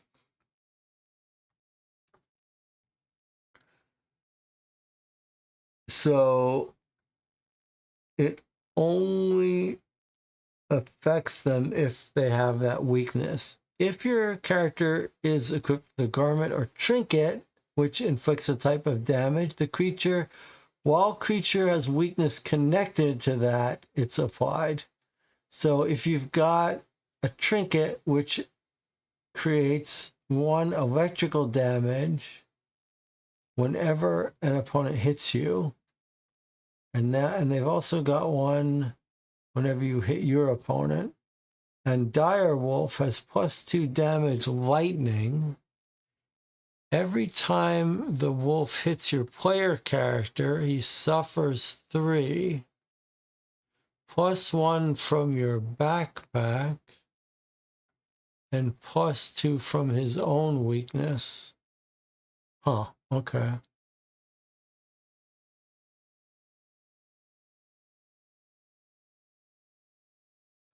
So it's saying the dire wolf has a weakness which makes him suffer 2 damage whenever you have an electrical item. And then the electrical item itself might have its own bonus. Every time you hit the dire wolf, he suffers an additional 4, +1 from the one device, +1 from another device, and +2 from his own weakness. Okay. Well, look, there's something, this would, in general, might be a good strategic thing, but the encounters are random. So, I mean, you don't know who you're going to face. You can't prepare for them unless there's something I'm missing. There's several types of cards sorted in different decks. We've got weapons, trinkets, consumables, events, garments, and companions. You can equip your character with only 1 of each type. Okay, 1 garment, 1 companion, 1 consumable, etc. Consumables can only be used once. Discard them back in the shop. Companion is tradable, but you can't put it in the backpack. If you have 2 companions, sell 1 of them, discard 1 into a shop, or give 1 of them to another player as a gift.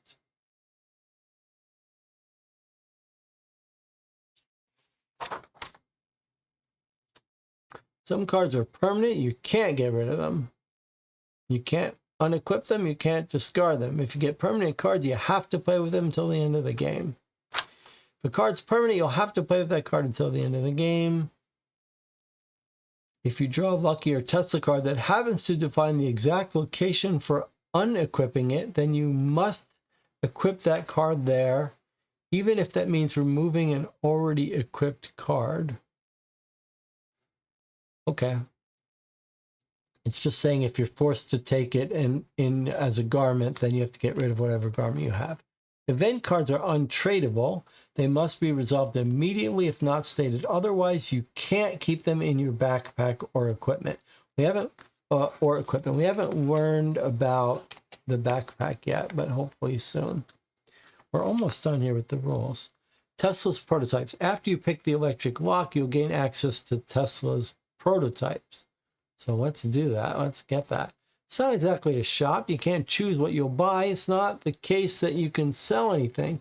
Instead, you give him things he needs or for his experiments, and he gives you prototypes. You help him, he helps you back. To obtain Tesla's prototypes, you place 2 luckies, weapon, trinket, or garment, in a shop and draw the top card from his prototypes. So you basically sell them into a shop and you get a benefit. You can return his prototypes to him to get another one, but not on the same turn. Okay, fair enough. So you could trade him in. You could cycle. You could spend a couple rounds cycling through to get a good one. You can trade or pay. They're considered as tradable cards. You put them at the back of his deck. All right. Unluckies. And here's Ricardo Morin, the investigator. Little noir investigator guy. Maybe you feel lucky, but you aren't, punk. Special Imperial investigator Ricardo Morin. Unlucky always replaces equipped lucky or Tesla's prototype of the same type. So at the end of your turn, you have to resolve the unlucky stuff. It won't replace an existing unlucky. You can put whatever you have to remove in your backpack, or if there's space. If it has a statement ordering you to discard a lucky, that applies to prototypes as well. All unluckies can be unequipped by spending one round in the city or in the other city. So normally you can get rid of them if you need to. You don't have to rest. You just spend a round there. However, if it has a quest, you must solve that quest to get rid of it. It's like a curse that you have to get rid of. If it has a quest, you must solve that quest to unequip it, which means you can't unequip Black Panther in the city or the other city like the rest. Instead, you have to do what it says.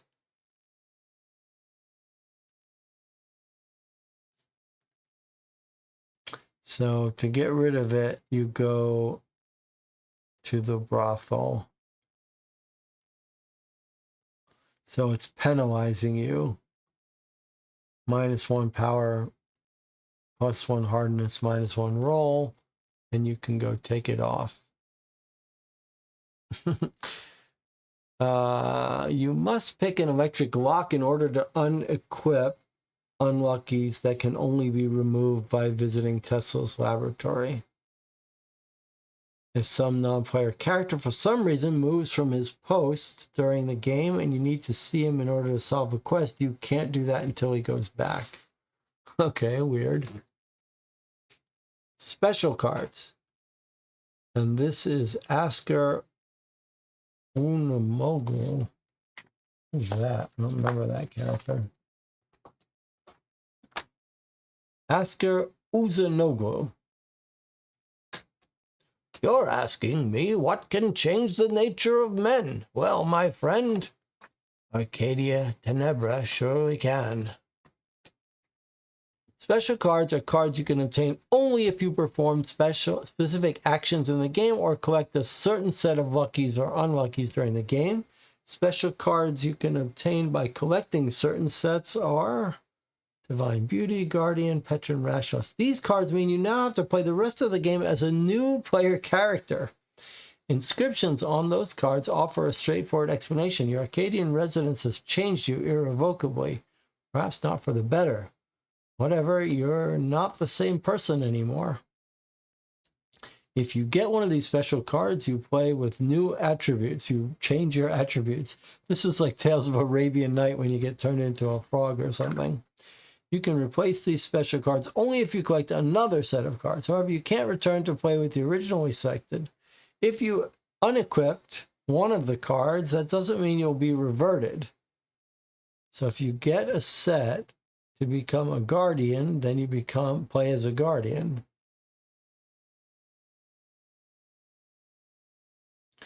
If you equip any of the cards from the set, you'll still be a guardian.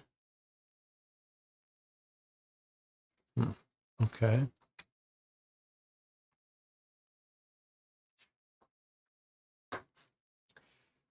Here's finally the backpack rule. You can store up to 5 cards which you can't equip in your backpack. You can't have more than 5. If you have more than 5, you must equip them, discard them to the shop, or give them out to other players.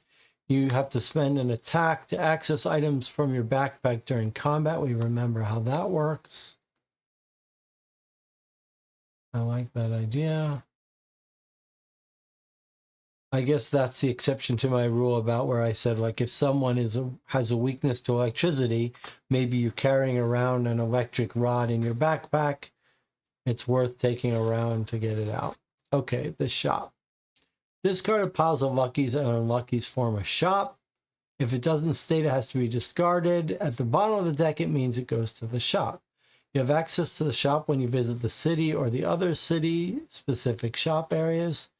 You can shuffle through shop inventory and pick what you want to buy. You may sell and buy only tradable luckies and unluckies. You may buy as many tradable cards as you want or can carry. You can't buy back the card you've just sold, but you can buy it back on your next visit if it's still available, if no other player character took it. You can't sell unluckies, but you may buy them by giving away luckies. Weird. Trading, you can trade only with tradable cards. They're all cards except events and special cards. Suggested values. Clues are tradable. Suggested values. I guess it's just saying you could trade amongst each other and you have to decide on the cost. Okay, Tesla is worth twice 2 luckies.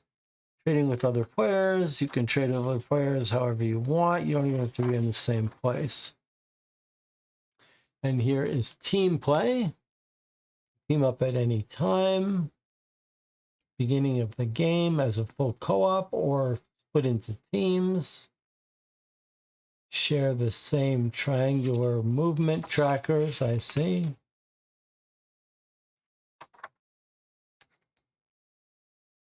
Add one for each player. I mean, this is not going to be relevant for us because sure, we're only going to play one character. Okay. Charming, outsmarting, and intimidating other player characters. Okay, so if multiple human players, you could try to interact with them in various ways, or fight them, or have intelligence tests on them. Okay, here's our summary. Move, then action, then resolution. You can go to an unexplored tile.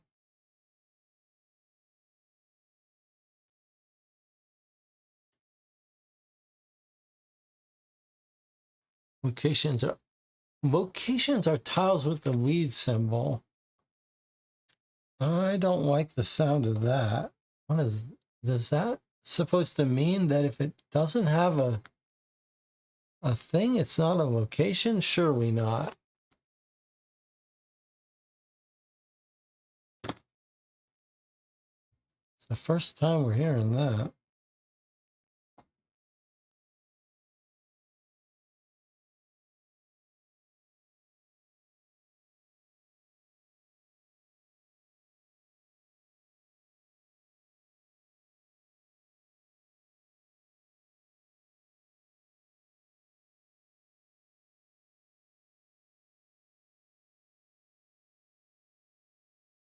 I'm gonna need a little bit of clarification on that. I can see from the board.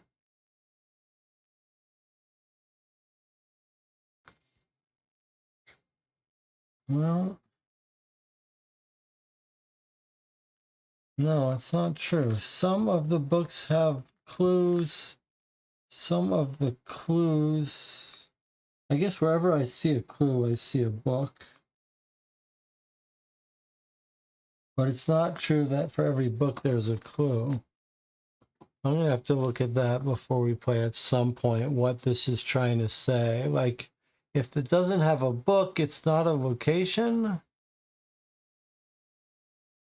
Does that mean we can walk through it without collecting a clue? That's a little weird. Okay, we're gonna this part of the rules was explained pretty badly. It keeps saying in several places it said that a location is unexplored until you collect a clue, but then it's also saying in various places that we can have a combat to consider a place explored. So I wonder if there's something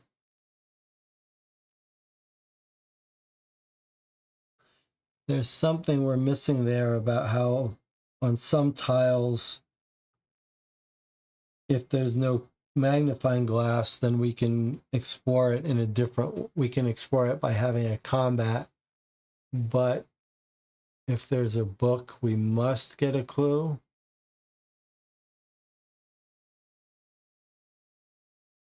Is that what it's saying? That like we can explore and is it we'll go back and reread it.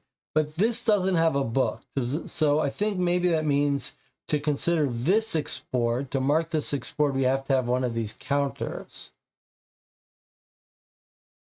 But if we go to a tile where there's a book, we have to find a clue.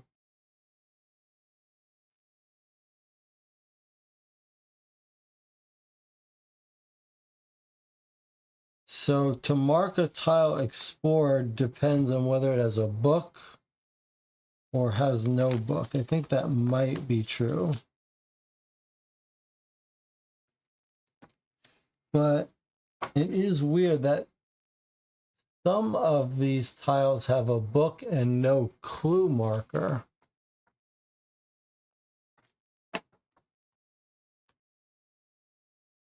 So maybe, are those all boss monsters? Are the only places with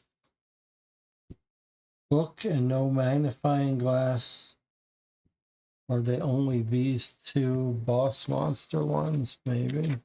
We'll go back and read that before we have our first playthrough. Interact with other players, do as many location-specific actions.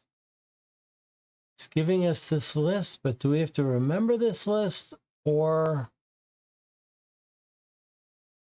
will it get reminded to some location-specific actions become available only when you collect a clue? Once you cross the border, all location-specific actions are unlocked. Okay, I get this. I don't love this. Some location-specific actions become available when you collect a clue. I think when we collect a clue, it'll tell us which one, so maybe we don't have to remember this list. And then we do the resolution stage, part 3, where we can equip and unequip, trade, reset your characteristics. I don't like the way that's worded. We're told that we have to do that by resting in a hotel or the city. Okay, not terrible. Couple of areas of a little bit of confusion. The worst part is going to be tracking these things with triangles and squares, but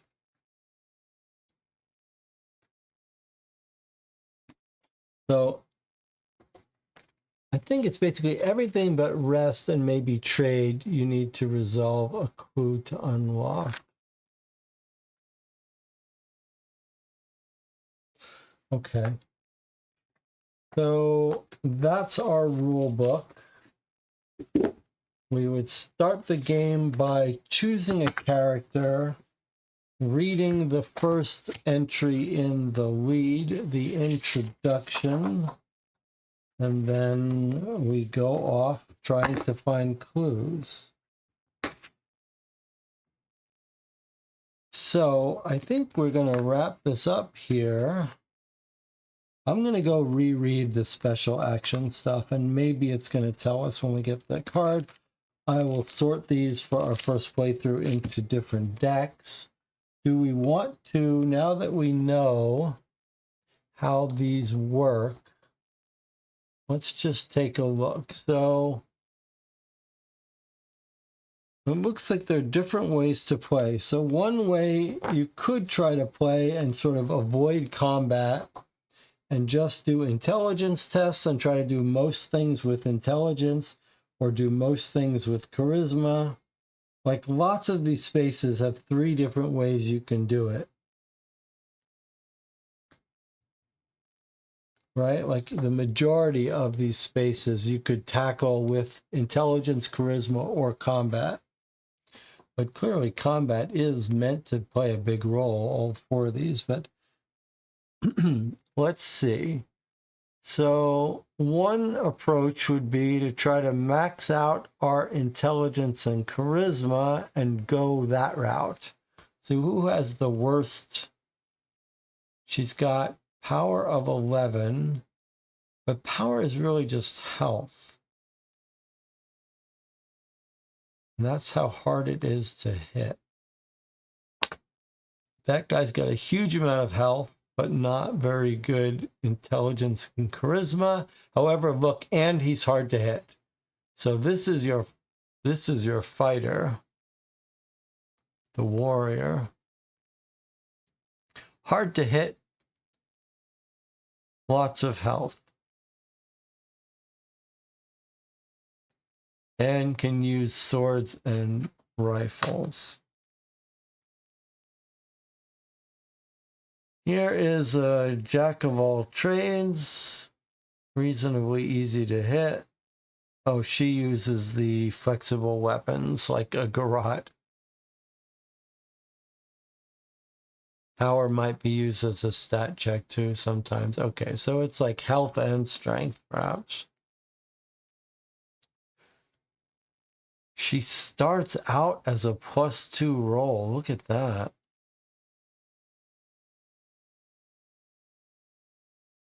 Huh. Okay. She starts out as a +2 roll.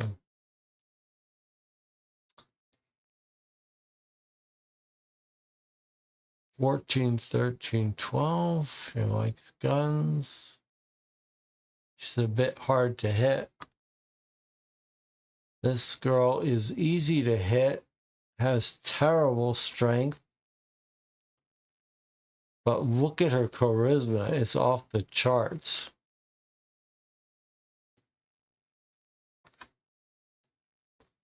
Ricardo likes using guns and knives. He's not very charismatic, but boy, is he got high intelligence, and he's pretty strong too. Hard to hit, reasonably healthy. Ivan has huge health, good at hand-to-hand combat. He's got a -1 roll though. And look at that, he's the only character starting off doing 2 damage per attack. So he's doing like double damage on his attacks.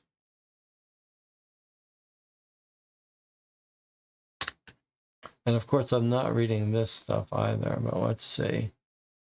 So, pretty easy to hit. Pretty mediocre stats. However, you can choose whether you want an advantage with charisma and intelligence or an advantage with combat. So this one's a little more flexible, but maybe a little more annoying to play.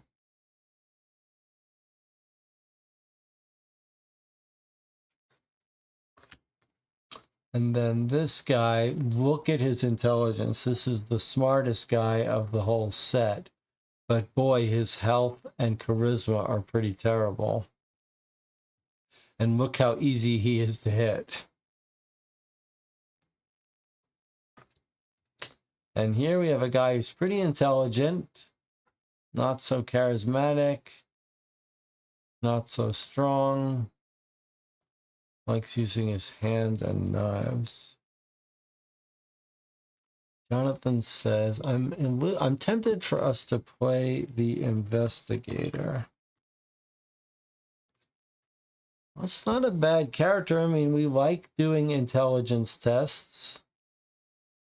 He's pretty strong on everything. What's his downside? He's pretty strong. I guess charisma 12 is not so great, but that's a pretty good character.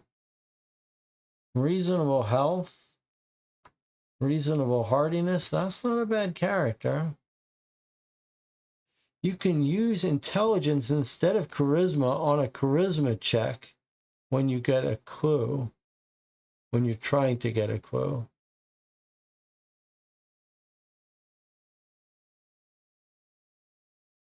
You're aggressive. The first combat round, you do extra damage. If you get a card involving drinking alcohol, you get stronger. Gendarmes fight on your side. That's not a bad character, Ricardo Morin.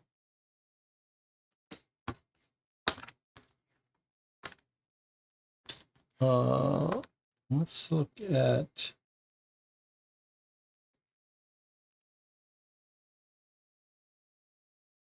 Mina's got a +2 roll. In combat, opponents have a -2. I mean, that's pretty good for, she's pretty good at combat. I don't like the rest of her stats, though. She tries to strangle people before they even get a chance to act. This guy's a fighter. We don't want him. But what about this woman? Let me compare these two.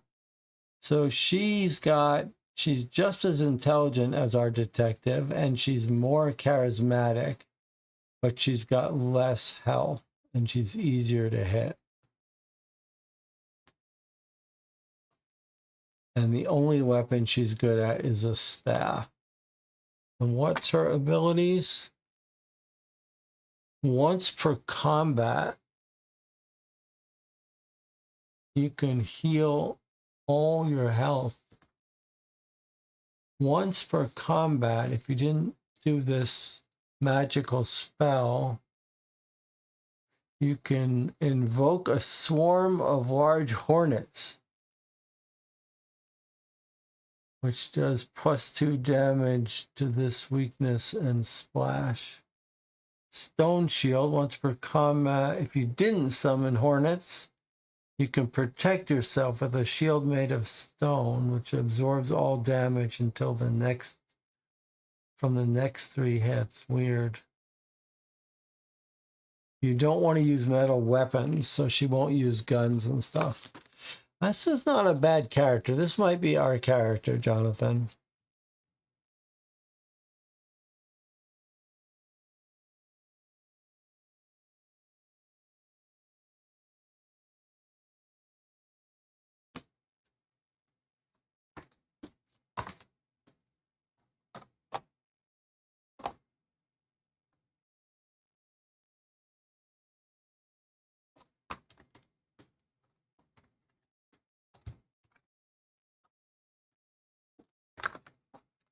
This wouldn't be a bad one. Klaus might not be a bad one either.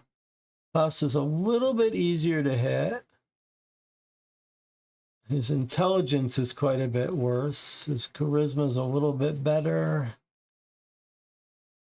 However, it's this fact that is so useful for Klaus.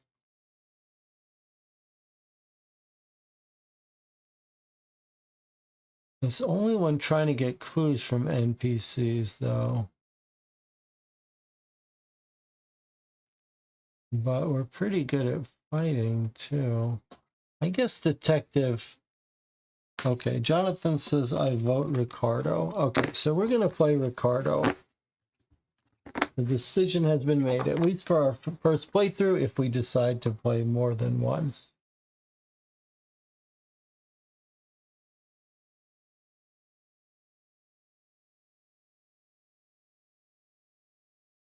We've chosen our character. We've read the rules. We know basically how to play. I'm sure it'll be a little bit of a rough start when we start. Should we...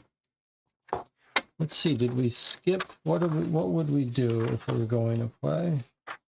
We chose a character. We set their stats, which would get jostled around. Maybe I can 3D print. I know there's no... I didn't see any existing 3D print, so I'd have to design it. Is it worth it? I don't know. The AI these days is pretty good. I might even be able to show it a picture of this and have it be able to design it. I'll give it a try. Alternatively, there is an alternative, except for the triangle stuff. I could put a little magnetic backer and use magnetic cubes to track these things.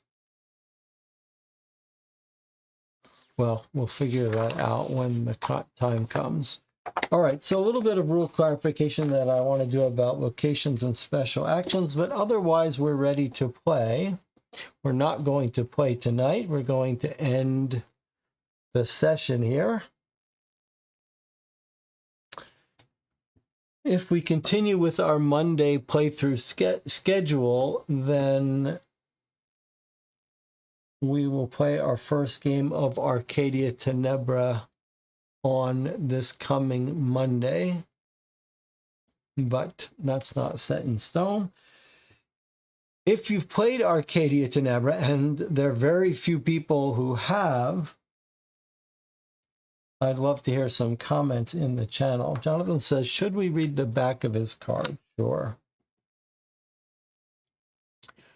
Ricardo Morin. All right, let's remind ourselves what's special about him. If you haven't become a policeman, chances are that you'd make an outstanding criminal if you hadn't become a policeman. Okay, so we can use intelligence instead of charisma when we're trying to talk to NPCs. I like that a lot. We're aggressive. So first round of combat, we do some extra stuff. We like alcohol, and gendarmes fight on our side, whatever that means.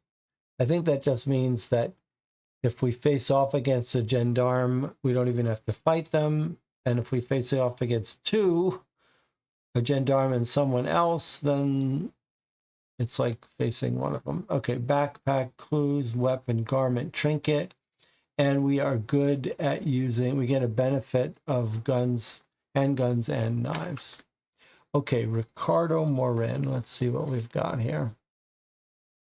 Gendarmes are the police, yes. And there is a gendarmerie here. I just don't know how you would have to fight against them or with them. Okay, Ricardo Morin. You're a brilliant young special imperial investigator, fresh from an academy in Fiume. After just several months of serving in Fiume, you've been transferred not to Vienna, but Arcadia. It's rather obvious you screwed up big time, but you don't speak about it. Your arrogance equals your intelligence. As to empathy, it visits you occasionally, mostly when it's totally inadequate. You're lucky there aren't many drugs in Arcadia, a fact which you amply compensate by wasting huge amounts of alcohol in Wolf's Head and Hotel's bar. You're tall and athletic, with an olive complexion, dark hair and eyes, strong jaws, impeccably shaved at all times. You're 24 years old, bursting with strength, energy, and vitality, along with being rather resistant to pain. You're fast and skilled with guns and knives, preferring the latter. Your dark gaze is well paired with your generally dangerous look. If you haven't become a policeman, chances are you'd make an outstanding criminal. You're impertinent and cheeky, rude and persistent, overbold and steadfast. You often exert unnecessary force, especially when questioning a suspect. You're taciturn.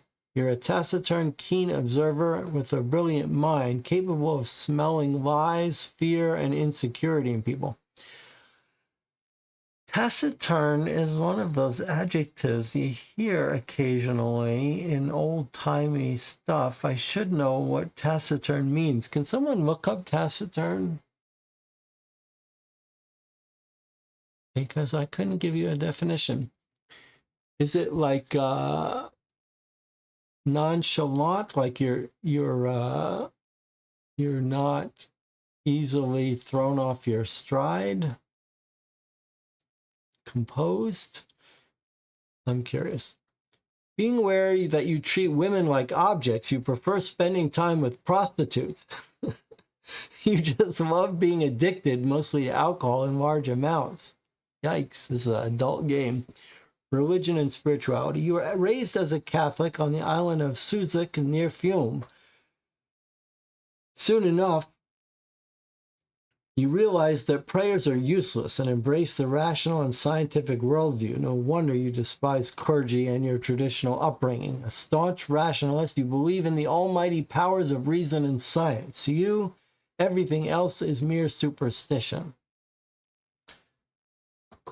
Taciturn is basically shy, someone reserved or disciplined. Okay, reserved, disciplined. Shy and reserved and disciplined are not the same.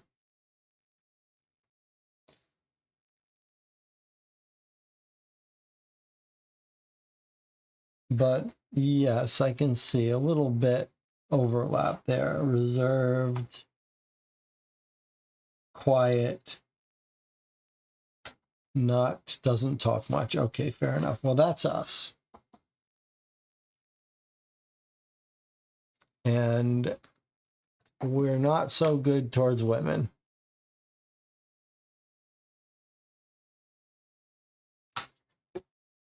And we like being addicted to alcohol somehow. All right. Well, interesting. The rules don't really give a great flavor for how the game's going to play. What's it going to feel like? Because it seems like it's all about the cards. I don't know how I feel about this combat stuff, but it looks like it'll go reasonably fast once we get the hang of it. I do like the idea that seems like you could run these encounters, choose whether you wanted to have a mostly combat game or a mostly test game. However, I guess the biggest thing that's not looking so great here is that we just finished playing Etherfields with this whole tactical movement, efficient multi-use cards. Everything here is just rolling the dice.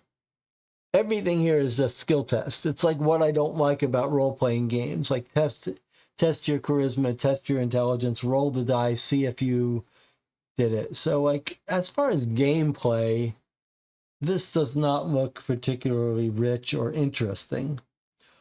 But I am very curious to see what kind of stories get told with this game, how odd they are, how quirky, and how much in this strange world, how different it feels from other stories. All right, thanks for joining me. I'm surprised that you all managed to stay up for all this. If you're interested in Arcadia Tenebra, I'd like to hear it. If you find the rules reading particularly good for falling asleep, maybe that would be useful information to have as well. I'll see you guys next time.